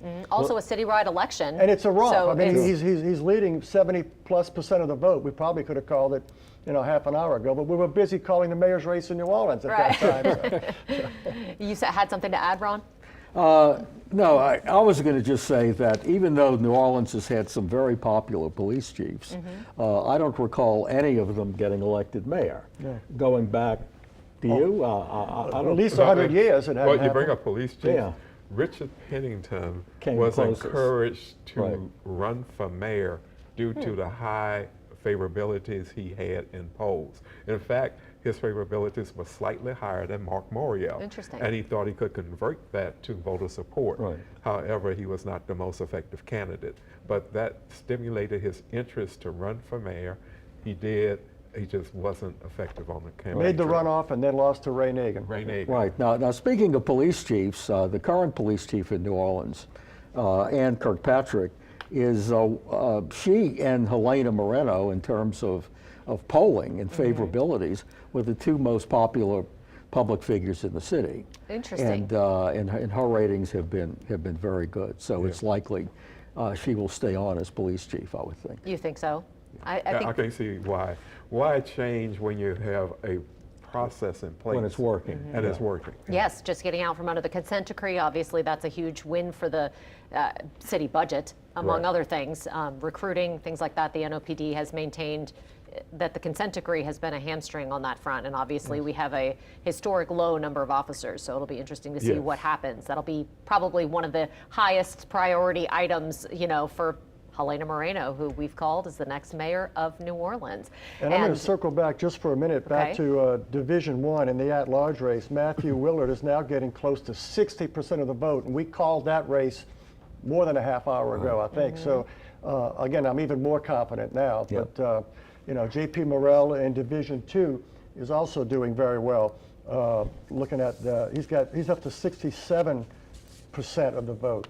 So, you know, those are big numbers. Big and numbers. those guys are going to get more votes than anybody else. Morrell getting north of 39,000 so far, and Willard getting almost just north of 35,000. So, and Morrell had a much easier time, plus he's an incumbent. So that speaks very well for Willard. You know, a state rep coming out of one House district, running citywide, and racking up those kind of numbers. He's somebody to watch in years to come. All right, you heard it here first, just like you did with the mayor's race, and calling that for Helena Moreno, winning it outright tonight. We want to go out to the Moreno headquarters, where Sharice Gibson and Devin Bartolotta are joining us live tonight. I imagine it is a happy atmosphere there at this hour, guys. Yeah, certainly a happy atmosphere. Actually, everyone has been dancing, some people hugging and congratulating each other, but they're taking a stopping short and claiming victory. We just had Senator Mary Landrieu get on the stage, and she said that the numbers look wonderful, but they still want to be cautious, and they are standing by. We did hear that Helena Moreno is in the building, though. Yeah, and it seems as though they're being very hesitant to call it too early, even though WWL Louisiana has called this race. We're expecting to see Helena Moreno very shortly here, but overall, there have not been made big cheers. It seems like everyone's a little bit subdued until they decide as a campaign that they're comfortable calling this race. Yeah, I know that we've been talking about, can she win this outright? And of course, our political analysts said that they believe that she can. Most of the people we've spoken to tonight say that they do believe that she'll take more than 50% of the vote. She has always been in the lead in all aspects when it comes to the independent polls, when it came to the amount of fundraising dollars, and now leading tonight on election night. More than 50% of the vote so far with this race called. There's a lot of music and a lot of jubilation in the room. Yeah, the numbers have been on her side pretty much the entire time, and here we are again. We know that there are a lot of excited people. We just spoke, I believe we're going to hear very shortly, our interview with Representative Mandy Landry, where she said she's very excited. She thinks that Helena Moreno is going to have a good relationship with the brand new city council that we're going to have come in, and also deal very well with some of the same problems that her constituents deal with in the city of New Orleans. Yeah, I know that first 100 days, everyone curious to find out how she's going to tackle some of the issues the city is dealing with right now, but she's very familiar with those issues because she sits on city council and has been council member at large. I'm sorry if it's hard to hear me right now. As you can imagine, the music got a little bit louder as the numbers started to come in, and people are a little bit more excited, anxiously standing by and waiting for Helena to take the stage. But again, they are approaching this with caution. They don't want to call it too soon, though WWL TV has called it. You know, whenever you cover things like this, there's always that moment where it turns into a victory party or not. Right. And we are very quickly approaching that moment, so we'll see very soon when they decide to call this as a campaign. All right, we're going to send it back to you, Katie, in the studio. All right, thanks so much. I know everybody can't wait to hear what she has to say after she decides to come out and she's ready to accept the mayor's office of the city of New Orleans. So it is a historic night for sure. We're also apparently ready, our analysts are, to call another race tonight, and that is for Orleans Parish Sheriff. The race is over. There's a new sheriff in town, and it's still a she, but it's not the same she. It's Michelle Woodfork. She's got 56% of the vote, with about 60% or 2/3 of the votes that are going to be cast already counted. She's in. She's the new sheriff. Okay, so no runoff in that race either. No runoff in that race. A lot of the races being decided, citywide races. Are you all surprised at that? Not really. No? Well, we could talk about social media, the negative attack ads. There are limitations about how much you should attack. Yeah. Especially when you attack a woman. A woman. And it got to the point of being a little tabloidish and gossipy. And the attacks came after early vote. Right. So then you think it may have been too little or too much too late? Oversaturation of attacks. Okay, interesting. And so, I mean... And one thing to keep in mind about this race is 84% of the city voted against the incumbent sheriff, Susan Hudson. Yeah. Wow. 84%. Yeah, that is definitely a way to put it in perspective. In the early vote, Michelle Woodfork got 60%. Slightly more than 60% of the early vote, and that was a massive vote. That's 38,000 votes cast. She got 60% of that, and it came from every precinct in town. So it was like an early poll with a margin of error of maybe 1%, or less. So that's a real indicator. Interesting. When you all were polling prior to this, were you polling that Helena Moreno was in the 50s? Were you polling that Michelle Woodfork was in the 50s? Here's what we saw. In terms of Helena Moreno, it would bounce between 47, 50, 52, back down to 48, depending on what was happening in the political environment. And she never lost any traction. So that was a great indicator as to what could happen on election night, along with what we see with early. Because those polls also have a larger percentage of undecided voters, obviously. You've decided on election night. The thing is, in terms of the polling I did, the last poll had her at 50 of registered voters and 52 of likely voters. But it also showed that she would win a runoff against either Duplessis or Thomas by over 25% of the vote. Wow. And she had a favorable rating of 60%. So it was hard to find a weakness there. And another thing about the precincts that we're seeing reporting right now, they are exactly within 1% of the black and white registration citywide. So the precincts that we're getting, while it's not all of them, they really reflect the racial and geographic makeup of the city. So it's like that's a super what you want in a poll. Yes. Yeah, that's why you have a poll. Do a poll sample. And that's why I'm very confident about Michelle Woodfork winning. That's why we were confident, 45 minutes ago about Helena Moreno winning outright. And the first call we made, I think, was both the mayor and the 2 at-large races. Yeah. Let me make a comment on polls. Quite often, the public polls, it's the horse race, who's ahead, who's behind. However, in the strategic and campaign polls, we look at various characteristics as to who you trust, the vision to lead the city.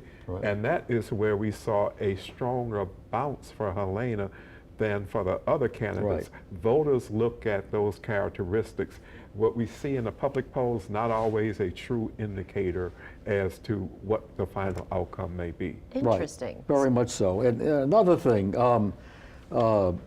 before the presidential election, I did a column, and the headline was "The Change Candidate Wins," and the Change Candidate won, even though it didn't look like it was going to be Donald Trump at first, but he ended up being the Change Candidate.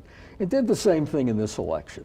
And one of the things the polling showed was where Helena Moreno had the lead over all these other candidates, if she was seen as the Change Candidate, a lot of people didn't think she would be because she was on the city council for 8 years and part of city government. But nevertheless, she was seen as the Change Candidate. And something else that wasn't talked about much is she was perceived as the most honest candidate. And when you have a mayor who is under indictment, that's a key factor. Integrity, honesty, that becomes important. That's interesting. Well, she even campaigned on being the Change Candidate, so apparently that message stuck. It got through. Yeah. One race that we should look at, we're not calling it, but it's worth talking about, is that red hot race for Clerk of Criminal District Court. Right. Okay, And, quickly, let's get to that. And I can't pull a map up because we don't have it mapped, but I'm looking at it. Right here. In the overall vote, if we can pull it up, Lombard's at 51%. But in the absentee vote, the early and absentee vote, he got 53%.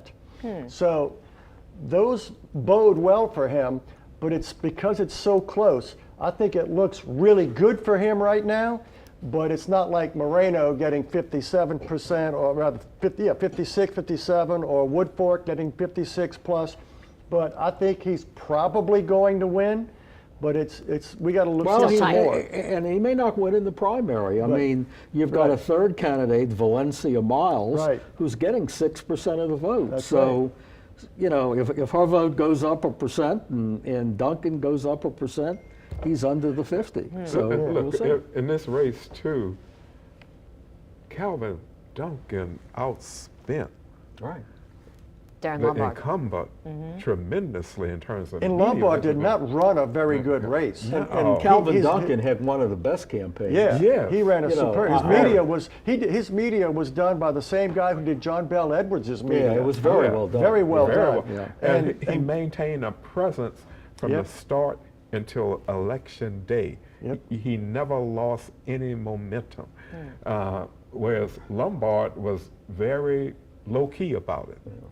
Well, and when he did speak, he didn't always say the right thing in terms politically. I mean, he hurt himself. He had a lot of unforced errors, frankly, and I thought it was it was kind of a sloppy campaign. But because of his name Lombard, which is very popular, it's like Woodfork and Willard, it's a name that goes back in that office in particular.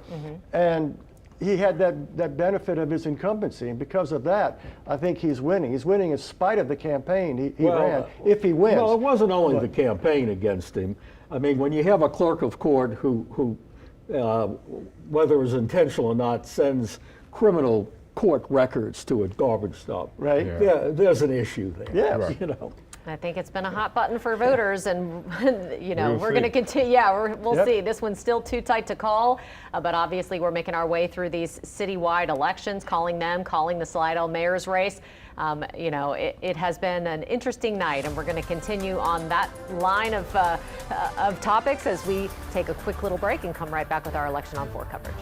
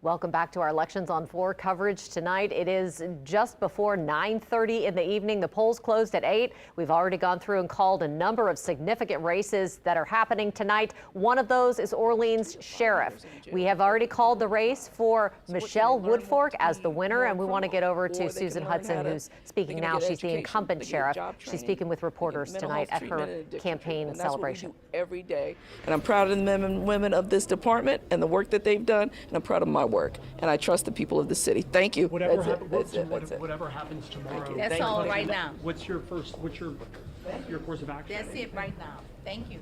All right.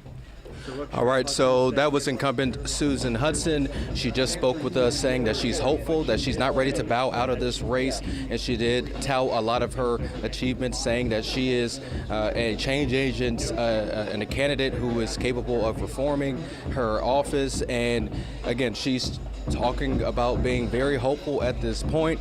And, you know, after speaking with her, she was very brief during her conversation with us, but she was very optimistic. And so, although right now the polls are showing that she is behind, and obviously our contributor and expert, Clancy Dubose, did call this race, she is not ready to bow out at this time. I'm going to send it back to you, Katie.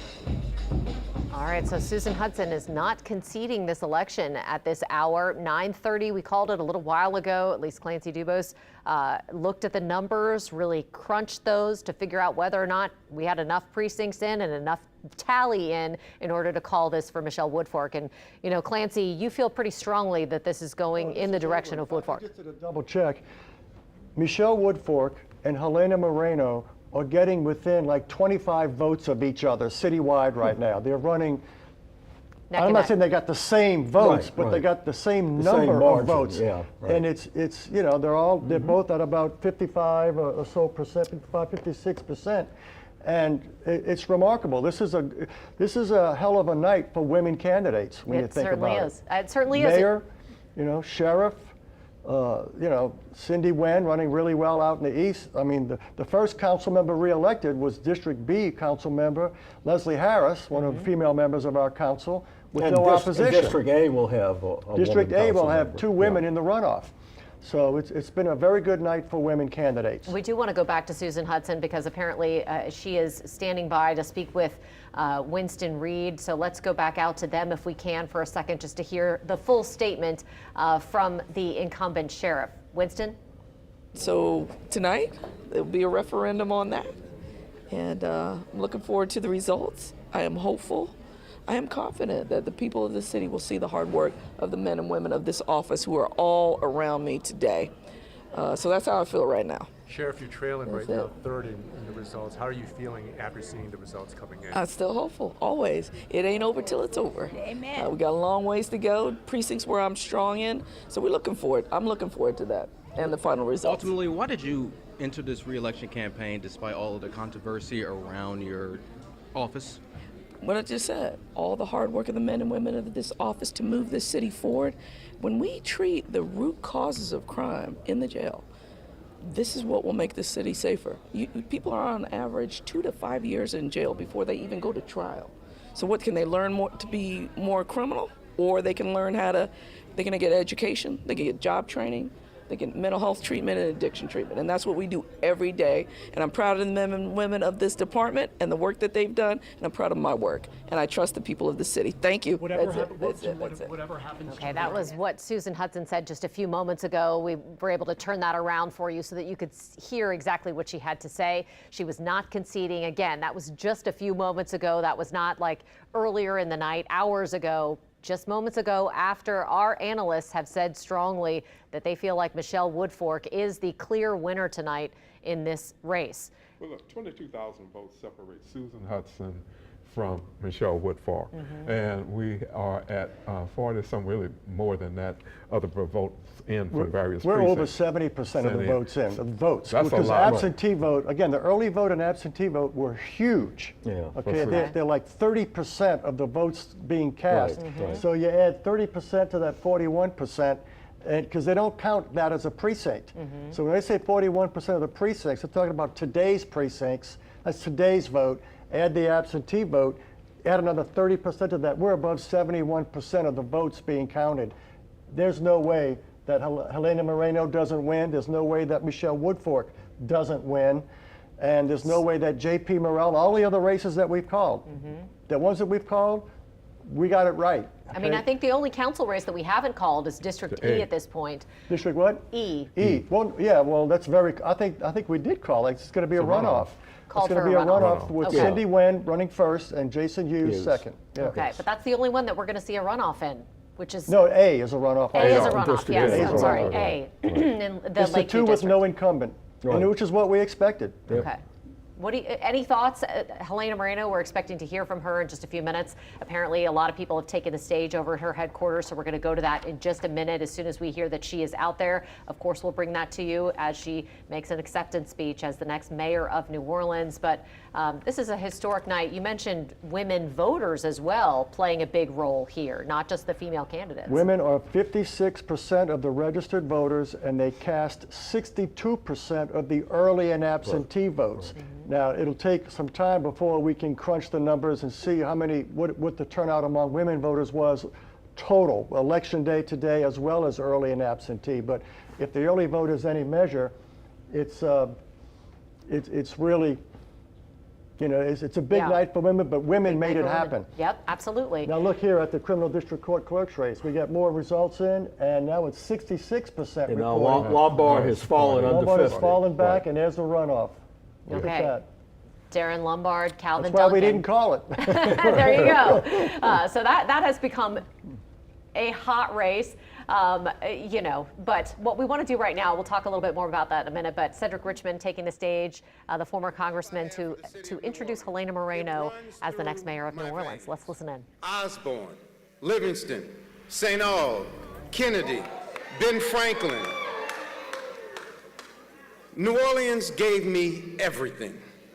Equipped me to go from New Orleans East to the White House. That's why I'm NOLA for life. But the real question is who is going to lead this city to provide for the next generation, for our young families, for our elders, for our entrepreneurs, and for our culture bearers.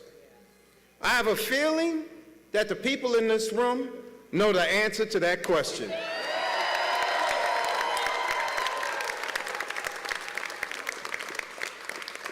It will be a passionate, caring, and courageous leader.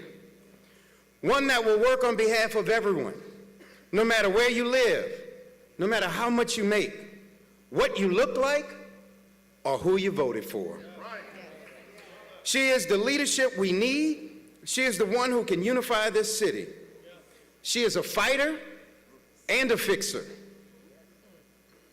But to many of us, she is a friend.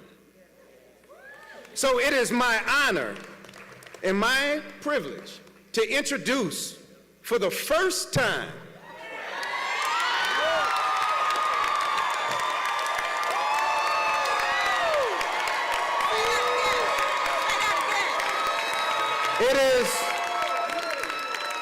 it is my honor and my privilege to introduce, for the first time, the mayor-elect of the city of New Orleans, Helena Moreno.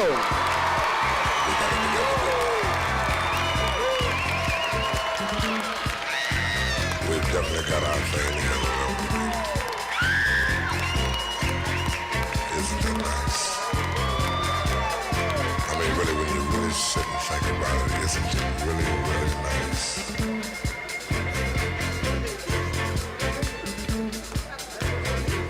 I can easily feel myself slipping more and more waves in that super world of my own. Nobody but you and me. We've got it together, baby. Please welcome the next mayor of the city of New Orleans, Helena Moreno!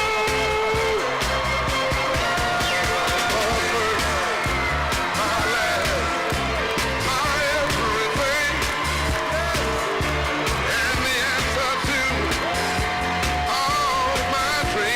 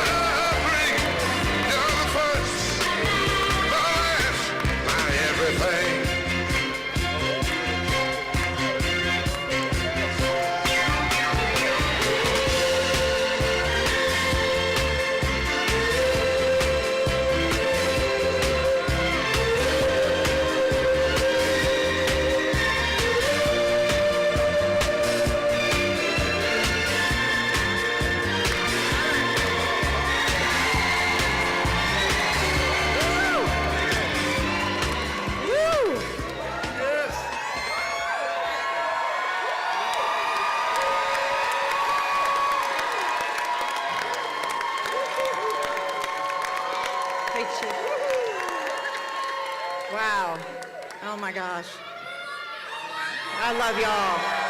New Orleans, you are my everything. You are my everything. Oh my gosh. Thank you. Thank you, New Orleans. Yes.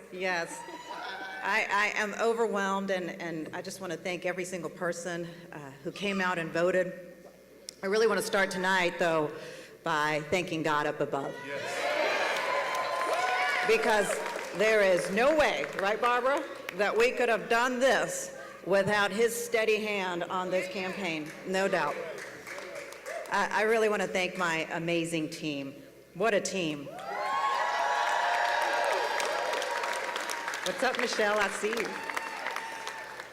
To my amazing volunteers, to my interns, to the interns. That's right. To my family, and of course, to my amazing husband, Chris.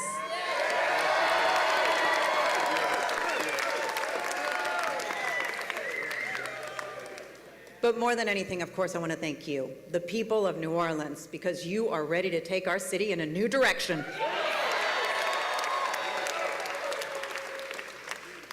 Tonight is a good night, no doubt about it. You know, we are definitely now moving forward toward change, which is what, of course, we all want, right?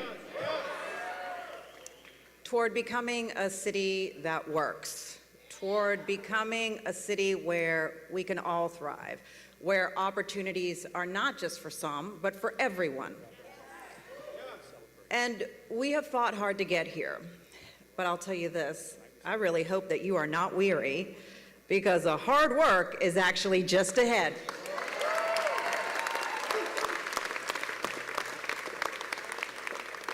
As I mentioned before, this campaign has really been about moving our city in a new direction, because we can't keep doing things the same way and expect to have different results.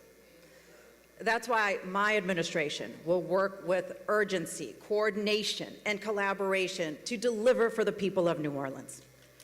To deliver Super Bowl services for the people of New Orleans year-round, that's right, because it shouldn't take guests coming in town for the city to finally get itself together. Let's face it, we really are at a pivotal point right now. We are losing population fast because of lack of opportunity, lack of affordability, and because it is just too hard to live here. So bottom line, we cannot afford to fail, and I will not fail you.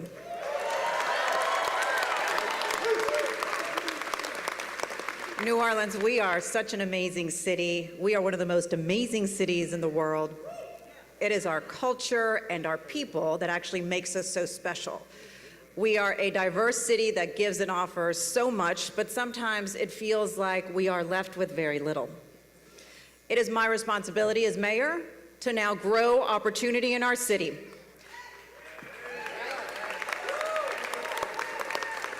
And let me be very clear, I'll stop at nothing to create high-paying jobs, amplify our small businesses and our Black-owned businesses, support our culture bearers, and provide a dedicated team at City Hall to ensure underserved areas like New Orleans East finally get the attention it deserves. You know, we have seen some division during this campaign season. Right, but as you all know, I've always been someone who has been about bringing people together and about building broad coalitions. So tonight, let's come together. Let's start to come together as a city, because together we can accomplish so much. I look forward to working with our new city council in partnership to get things done. I welcome their help, their input, as we come together to find solutions to our most persistent problems. I look forward to working with our New Orleans delegation and our state legislature on a strategic plan to ensure that our city gets the resources that it needs.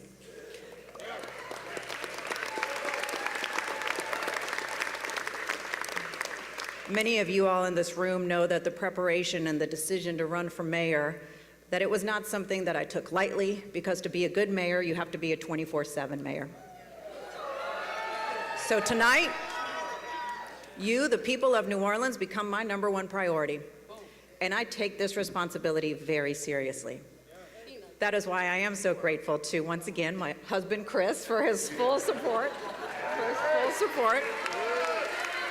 Because with no hesitation, he and my family that's here with me tonight said, Helena, go and do this for the city of New Orleans. To my parents, Felix and Nancy,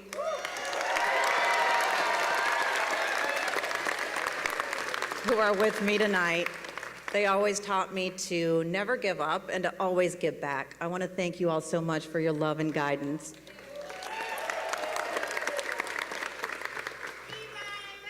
Thank you, Margarita.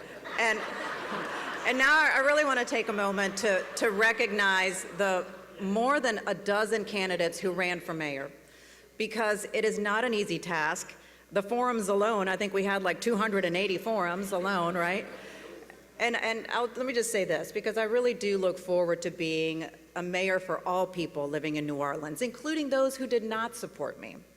I'll continue to work hard to earn your trust and support every single day. I want to say this too, this could not have been possible without the more than 2,000 volunteers.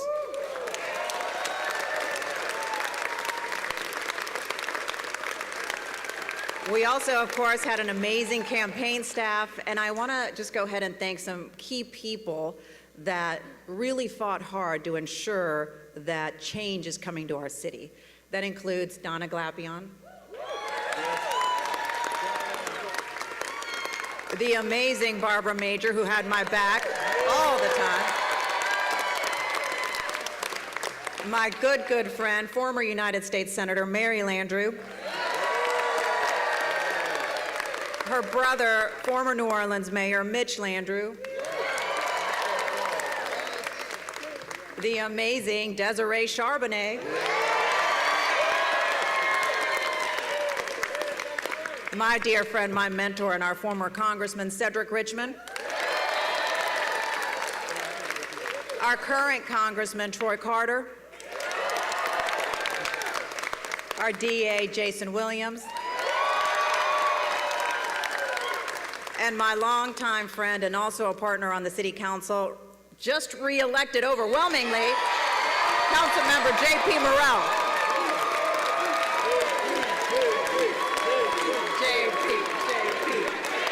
JP.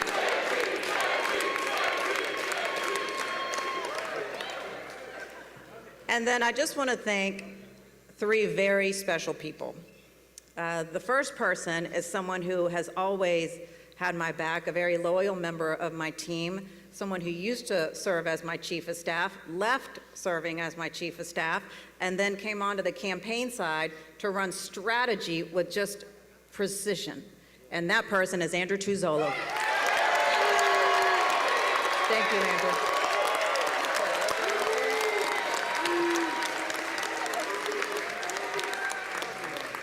The other key person that I really, have to give a major shout out to, because this person also was just a great sounding board for me every single day. Lee, his partner, I'm so sorry, I know that I called Blair so often, all the time, but Blair Boutte, he is another key person who made tonight happen. And then finally, to the woman who put all of this together,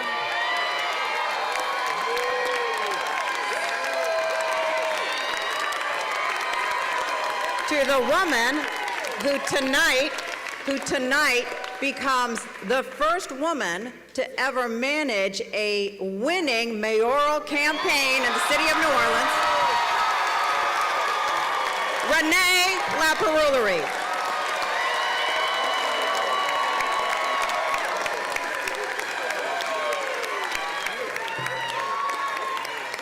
Renee, none of us could have gotten here without you, and we probably wouldn't have even been on time. So. All right, y'all, so tonight I want you to have a good time. I want you to celebrate. I hope you enjoy the evening. But in the morning, the hard work continues, and actually the harder work begins, all right? And I'll end by saying this, I just want to make sure that you all so fully understand that while some may see a broken city, I actually see so many solutions. I want you who've been just so frustrated to just hold on. Just hold on, because we're about to take this city in a whole new direction so that you can always, always call New Orleans home. Thank you all so much. God bless you, and God bless the city of New Orleans.